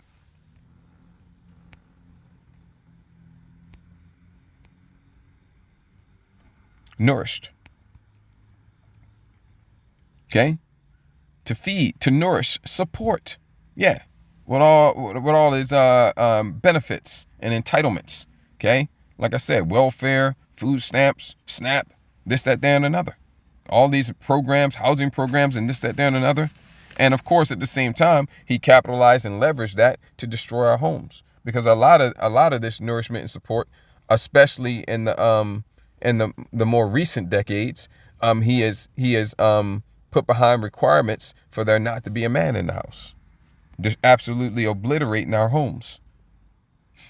Okay, so this is talking about when we fled from Roman persecution in 70 AD, which takes us to Matthew 24 and like 20, because that's what that's talking about. Because when we left from when we fled Roman persecution, those that hearken unto the words of Yahushua that we're getting ready to read here, the Most High put the Spirit on them to get. He put the Spirit on us, whoever the Israelites were back on that time. He put the Spirit on them to get the hell out of Dodge with great haste. Okay, faster than we ordinarily would be able to move on our own. Okay, that's what that's talking about. The two wings of a great eagle. The Most High put the Spirit on us to move fast, to get out of there, because our lives depended on it. Okay, where is this at? I think I missed it. Yeah, here it is. Here it is. 15, actually. Okay. When ye therefore shall see the abomination of desolation. What's this talking about? Okay. What's that talking about? I'm going to show you. Spoken of by Daniel the prophet. Well, obviously, this is a prophecy. So all we got to do is just go back and look at it. We're going to go look at it. Stand in the holy place. What does that mean? Stand in the holy place. Whoso readeth, let him understand. Then let them which be in Judea flee into the mountains. Right. Down into the mountains, and then down into the interiors of Africa. That's what they did. They didn't just stay in the mountains. Okay. Fleeing from Roman persecution. Okay.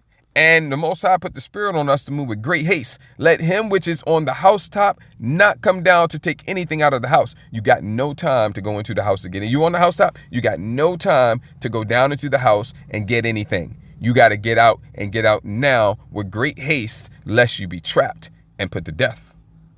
Neither let him which is in the field return back to take his clothes. You in the field, you got no time to go back to your house to get anything. Right? And woe unto them that are with child, and to them that give suck in those days. This is speaking directly about 70 AD, right? But what does this mean? When ye therefore shall see the abomination of desolation, spoken of by Daniel the prophet. Well, we're going to go look. Stand in the holy place. What's that mean? Let's go to Mark. Let's see if Mark sheds a little bit more light on that.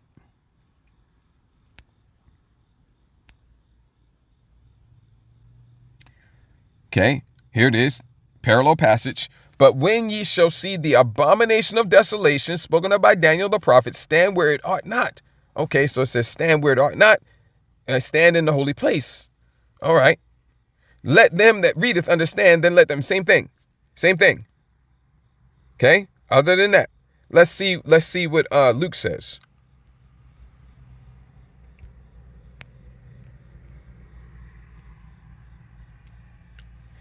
Okay, so one said, stand in the holy place. The other said, stand where it ought not. Let's see what Luke said, and let's see if this brings a little more understanding to what that stand in the holy place, stand where it ought not. Let's see if we can get a little more understanding on what that means. Because line must be upon line upon line, precept upon precept, precept upon precept. That's what we just got. This is precept number 3. Okay, on this particular topic. Precept number 3. You got to keep stacking the precepts on top of each other, because then we get a little more understanding each time. Here a little and there a little. Each time we get a little bit more understanding. So let's see what we can get here. Luke 21 and 20. And when ye shall see Jerusalem, city of peace, Jerusalem, compassed with armies.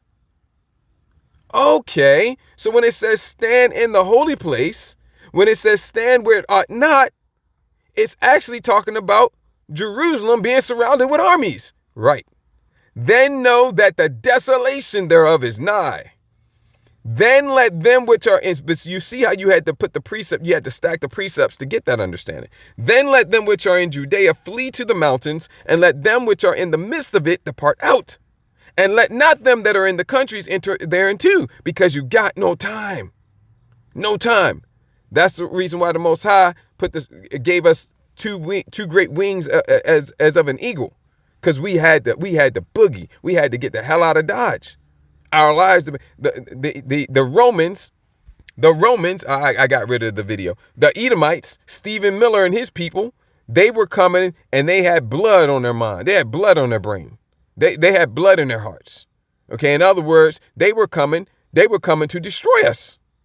And so when we saw Jerusalem compassed about one arm, in other words, and again, when they started to bring the troops and they started to surround Jerusalem, we were, those who hearkened to the words of Yahweh, they saw that, and whatever they was doing, they dropped whatever they was doing, and they just got the hell out of Dodge and into the mountains.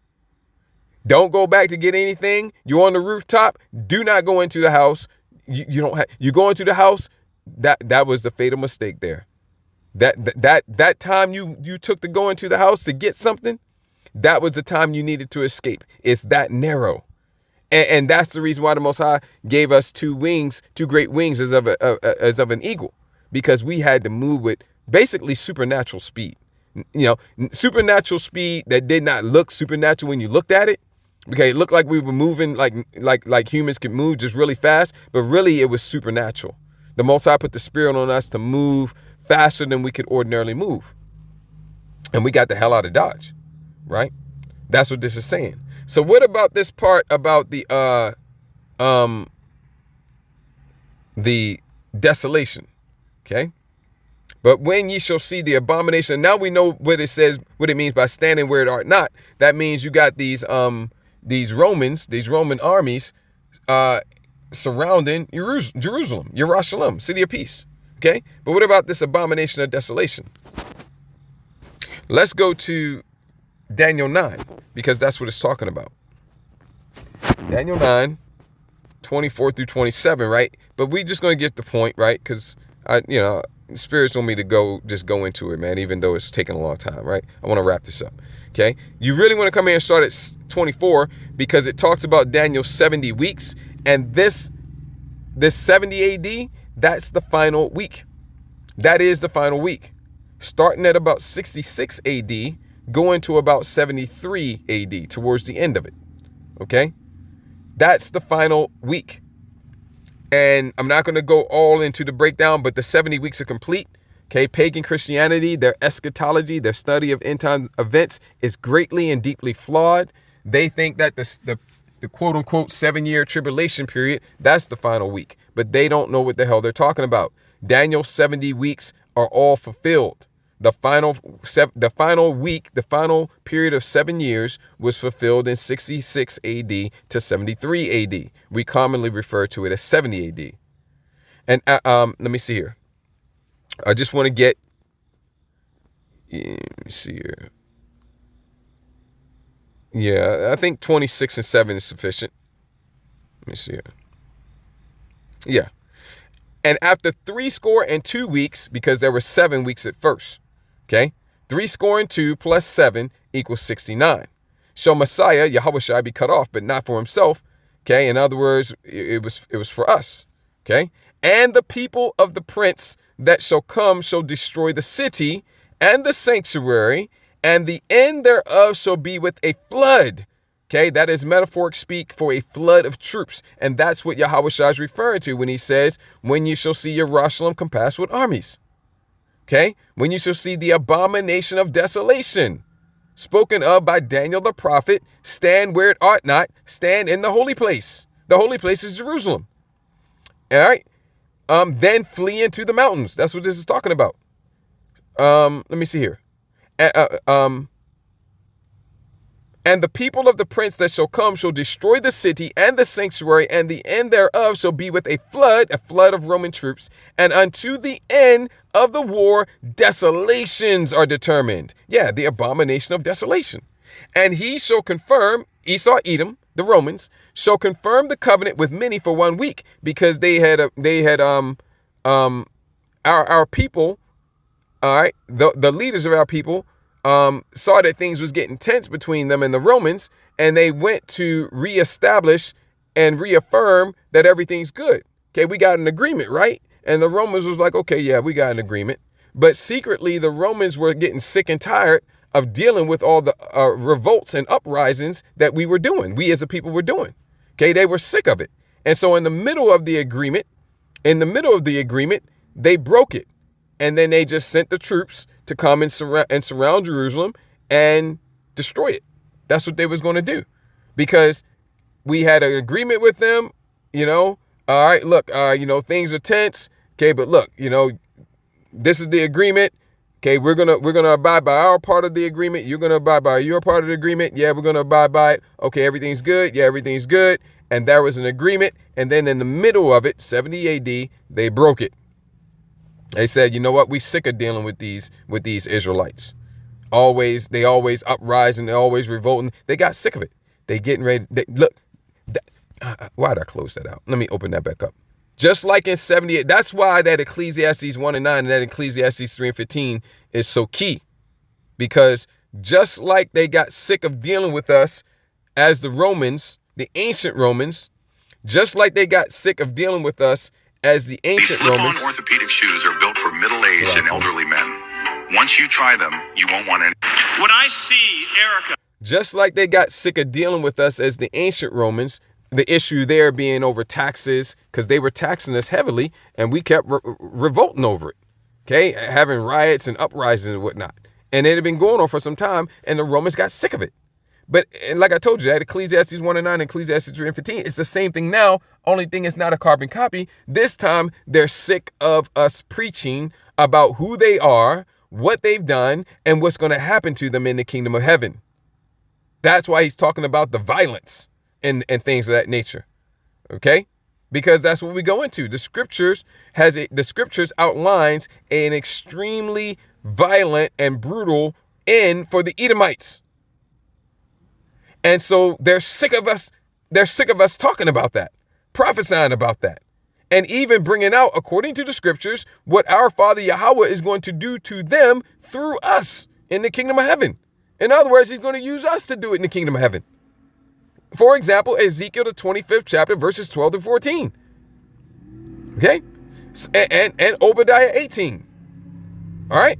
So they're sick of it.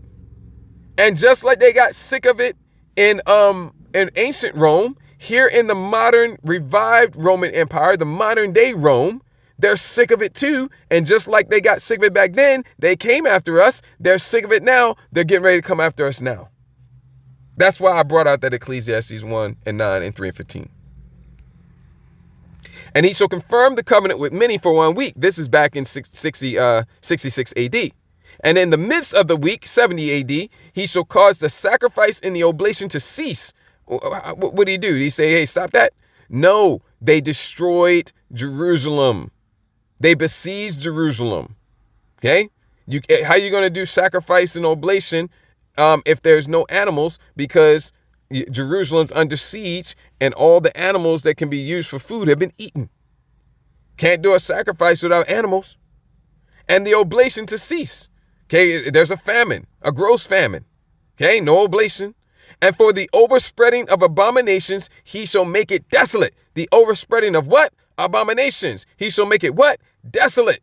The desolation of abomination. This is what Yahushua is talking about. Even unto the consummation, meaning the finishing of it. It's going to end. It's even unto the end. And that determined shall be poured upon the desolate. So this is what Yahushua was talking about. Okay? So taking that back to Revelation 12, Slakia. Okay? And to the woman were given 2 wings of a great eagle, that she might fly into the wilderness, America, Slakia. And to the woman, Israel, were given 2 wings of a great eagle, basically given supernatural haste, that she might fly into the wilderness, that's Africa, into her place, meaning, and then into her place, just to give you the understanding again, which the place is America. Okay, the wilderness is Africa, the place is America, where she is nourished for a time and times and half a time, 350 years. 1619, 1620 to 1969, 1970. Okay, from the face of the serpent, meaning the serpent has to take care, the Edomites have to take care of their slaves. Okay, can't do no work if we ain't got no place, no shelter, no clothing, no food. And he made sure he fed us abominable foods too, to keep us separated from our Father, our power, Yahweh.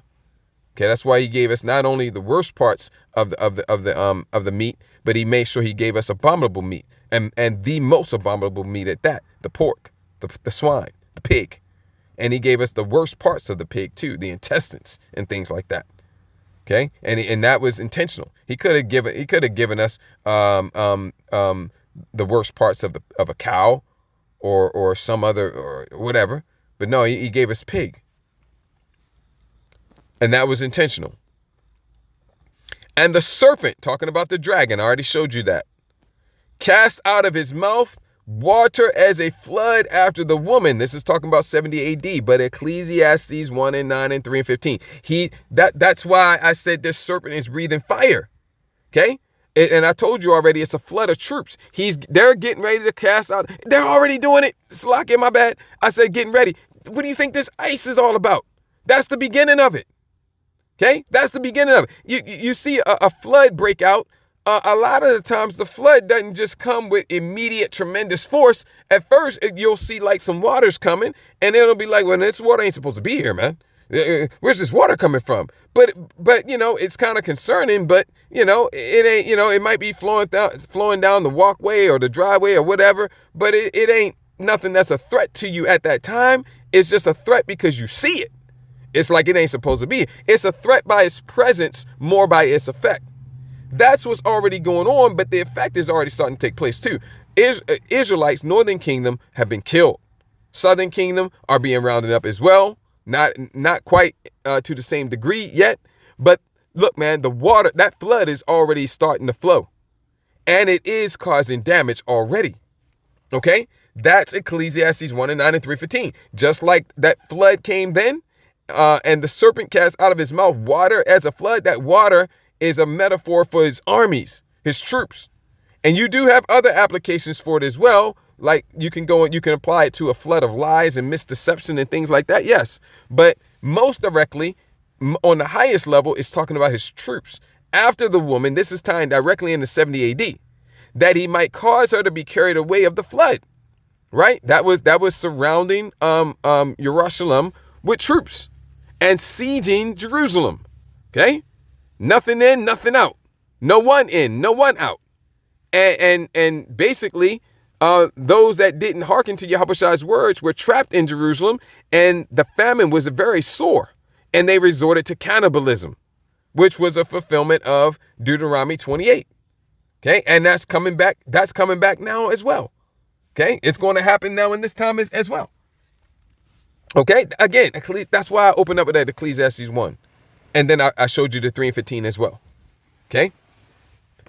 So this was it says, and the serpent, the Edomites, the ancient Romans, cast out of his mouth. This is all happening now too. Okay? Not a carbon copy. Okay? But in essence and in spirit, this is what's happening now too. This time it's going to be Tazara Ya'aikwab, Jacob's trouble. Okay? And so he cast out of his mouth water as a flood. He gave the command. He gave the command. Okay? Siege them. Destroy them. And then out of his mouth, out of that command, the troops came, surrounded Jerusalem and sieged it. As a flood after the woman, that he might cause her to be carried away of the flood, destroyed. Okay? What happens to anything that gets carried away in the flood? It's destroyed. And the earth helped the woman, and the earth opened her mouth and swallowed up the flood, which the dragon cast out of his mouth, because they escaped up into the mountains and then fled down into the interiors of Africa. And this is going to be the case now in this time as well. Job 5.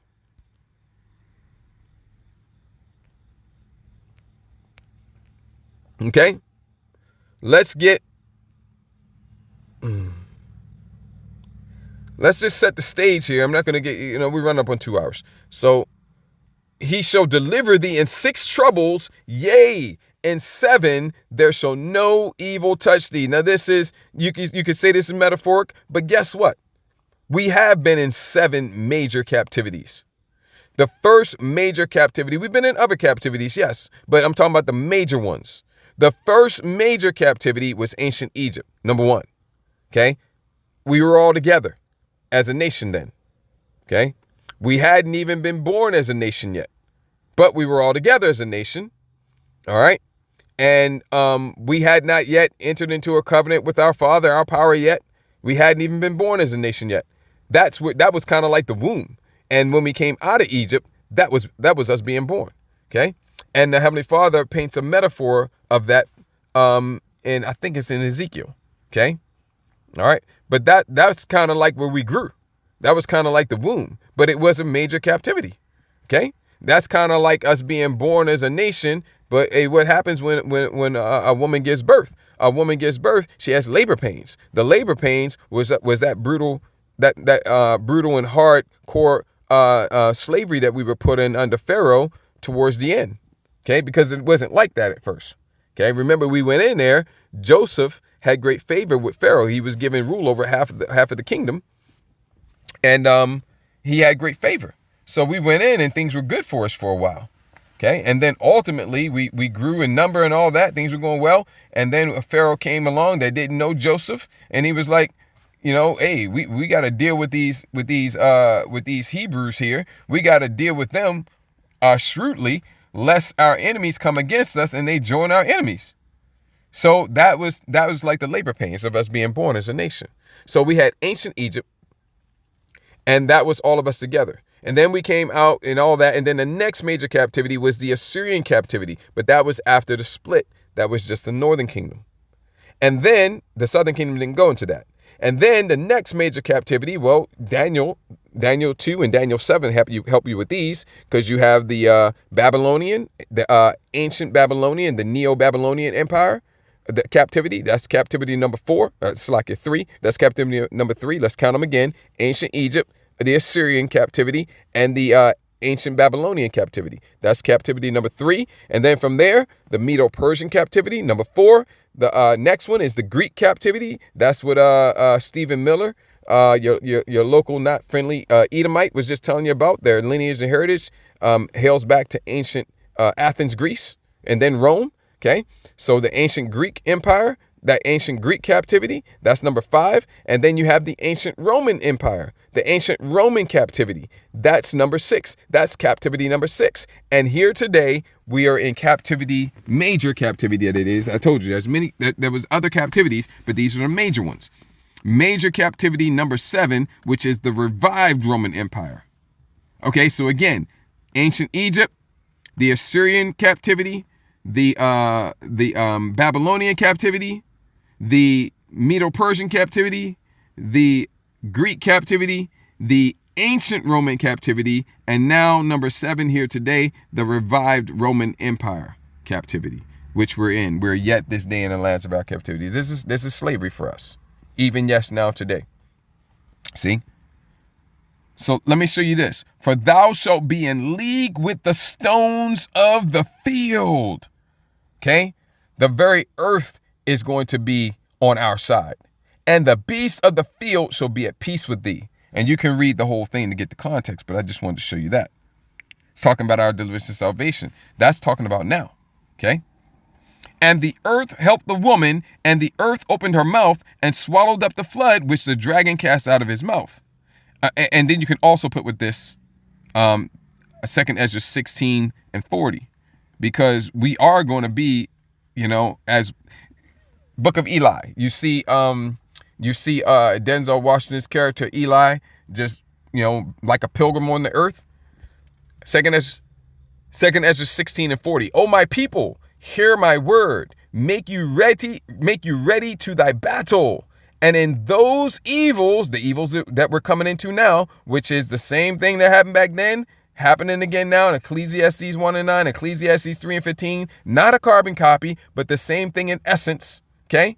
Yes, there's differences, but it's the same thing in essence. It's never going to be a carbon copy, but it is the same thing in essence. And in those evils, these evils, Tazara Ya'aquab. Back then, 70 AD, now, Tazara Ya'aquab, Jacob's trouble.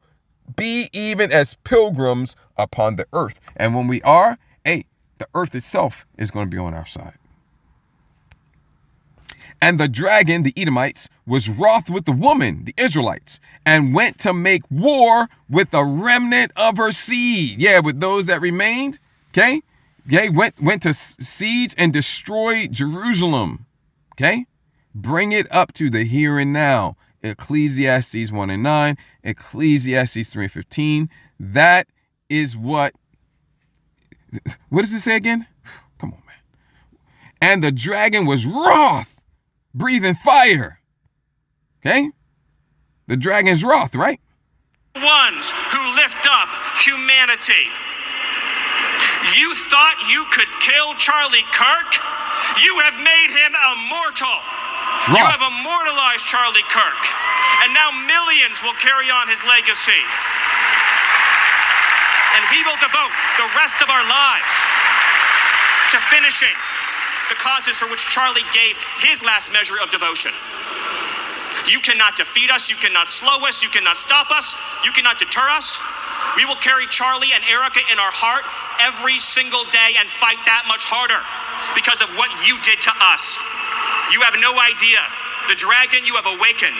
You have no idea how determined we will be to save this civilization, to save the West, to save this republic. Because our children are strong, and our grandchildren will be strong, and our children's children's children will be strong. And what will you leave behind? Nothing. Nothing. To our enemies, you have nothing to give, you have nothing to offer, you have nothing to share, but bitterness. We have beauty, we have light, we have goodness, we have determination, we have vision, we have strength. We built the world that we inhabit now, generation by generation, and we will defend this world. We will defend goodness, we will defend light, we will defend virtue.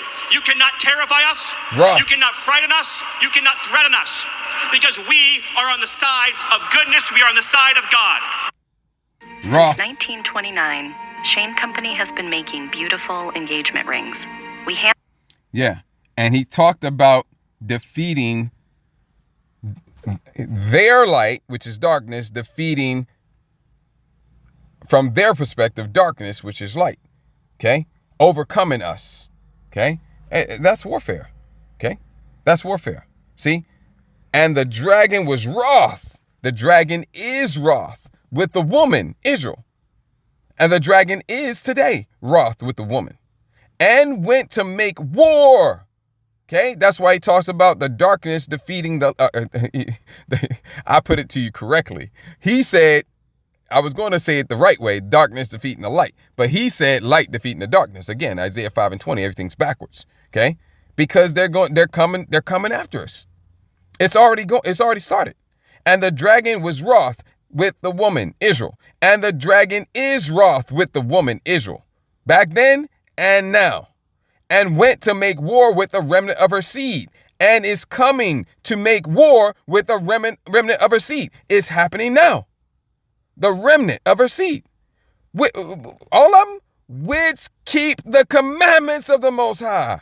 Who's keeping the commandments of the Most High? Who? Who here on this earth is really keeping the commandments of the Most High? striving the best we can to do it. Nobody can do it perfect. But who's here on this earth striving to do it the best that they can? Well, that would be the Hebrew Israelites. That would be us. That would be the so-called blacks, Latinos, Hispanics, Native Americans, and Seminole Indians who are returning back and seeking the old paths, that are calling on the names of Yahweh and Yahweh Shai. We're the ones that talk about that the law is not done away with. We're the ones that talk about we have to keep the laws, commandments, and statutes to the best of our ability, acknowledging that we don't do it for salvation and deliverance, of course not, acknowledging that we can't do it perfectly, of course not, but also at the same time, like the Apostle Paul said, we establish the law, establishing the law in its place and striving the best we can to keep it, to show our Father that we love him. If you love me, keep my commandments. And that we appreciate his mercy and this opportunity to be returned and reconciled back to him through his only begotten son, Yahweh Shai Mashiach. Who's doing that? Oh, that's us. We're the only ones. So the dragon's coming to make war with the remnant of his seed, which keep the commandments of the Most High. That's telling you it's us. Because we're the only ones doing that. Most everybody else on the planet who has a Bible in their hand talks about the law is done away with. Okay? And then you have those that talk about, well, no, the law is not done away. We keep the law. But then they completely and totally are hypocritical about it. They break all kinds of laws and deny the laws. If you go and tell them, hey, look, you say you keep the laws, right? But hey, look, actually right here, you're breaking this law, that law, there, and another. Oh, no, I don't do it. And they just got excuses. All right, and you know, whatever. I mean, I don't know. What do you say? I wouldn't have anything to say. I would say, Salakia, and let me repent and get right. But they say something. Okay, I can't come up with all the excuses they say. So no, man, that's us. We're the only ones that are doing it in sincerity and in truth. We're the true worshipers. The true worshipers. Okay? Yahweh Shai spoke about the true worshipers, which means you got what? False worshipers. There's false and true. We're the true, which keep the commandments of the Most High and have the testimony of Jesus Christ? No, Yahweh Shai HaMashiach. Okay? Okay, if they got the testimony of Jesus Christ, they would go into the category of the false worshipers. All right? It's Yahweh Shai HaMashiach. See? That thing which is then is now. That thing which has been is that which shall be. And the dragon was, that thing which has been is now. The dragon is wroth with the woman and went to make war and is making war with the remnant of her seed. Okay, meaning a small fraction, the very small remnant of her seed. But how do I know? You know, I got these over there, I got those over there. They all saying it's them, which keep the commandments of the Most High and have the testimony of Yahweh Shai HaMashiach. That's how you know. See? And that's what's going on here. That's what's going on here. When I see Erica and her strength and her courage, I'm reminded of a famous expression. The storm whispers to the warrior that you cannot withstand my strength. And the warrior whispers back, I am the storm. Erica is the storm. We are the storm. And our enemies cannot comprehend our strength, our determination, our resolve, our passion. Our lineage and our legacy hails back to Athens, to Rome, to Philadelphia, to Monticello. Our ancestors built the cities. They produced the art and architecture. They built the industry. Iconoclasm. Erica stands on the shoulders of thousands of years of warriors, of women who raised up families, raised up city, raised up industry, raised up civilization, who pulled us out of the caves and the darkness into the light. Caucasus Mountains. The light will defeat the dark. We will Isaiah prevail 5:20. over the forces of wickedness and evil. We will prevail. See, this is war. Okay? Wroth. They cannot imagine what they have awakened. They cannot conceive of the army that they have arisen in all of us. Wroth. Because we stand for what is good, what is virtuous, what is noble. Let the and devil those tell trying to incite violence against us, those trying to foment hatred against us, what do you have? You have nothing. You are nothing. You are wickedness, you are jealousy, you are envy, you are hatred. You Jacob are nothing. Esau. You can build nothing. You can produce nothing. You can create nothing. We are the ones who build. We are the ones who create. We are the ones who lift up humanity. You thought you could kill Charlie Kirk? You have made him immortal. Back to the cover You have story. immortalized Charlie Kirk. And now millions will carry on his legacy. And we will devote the rest of our lives to finishing the causes for which Charlie gave his last measure of devotion. You cannot defeat us. You cannot slow us. You cannot stop us. You cannot deter us. We will carry Charlie and Erica in our heart every single day and fight that much harder because of what you did to us. You have no idea the dragon you have awakened. Wroth. You have no idea Wroth. how determined we will be Wroth. to save this civilization, to save the West, to save this republic. Because our children are strong, and our grandchildren will be strong, and our children's children's children will be strong. And what will you leave behind? Nothing. Nothing. To our enemies, you have nothing to give, you have nothing to offer, you have nothing to share, but bitterness. Wroth. We have beauty, we have light, we have goodness, we have determination, we have vision, we have strength. We built the world that we inhabit now, Proud. generation by generation, and we will defend this world. We will defend goodness, we will defend light, we will defend virtue. You cannot terrify us, you cannot frighten us, Wroth. you cannot threaten us, because we are on the side of goodness, we are on the side of God. Hand-stitched orthopedic shoes. Cut. Closing precept. Genesis 27. And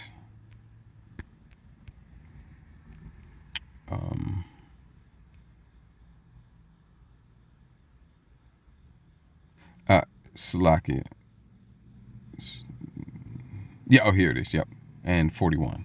And Esau hated Jacob because of the blessing wherewith his father blessed him.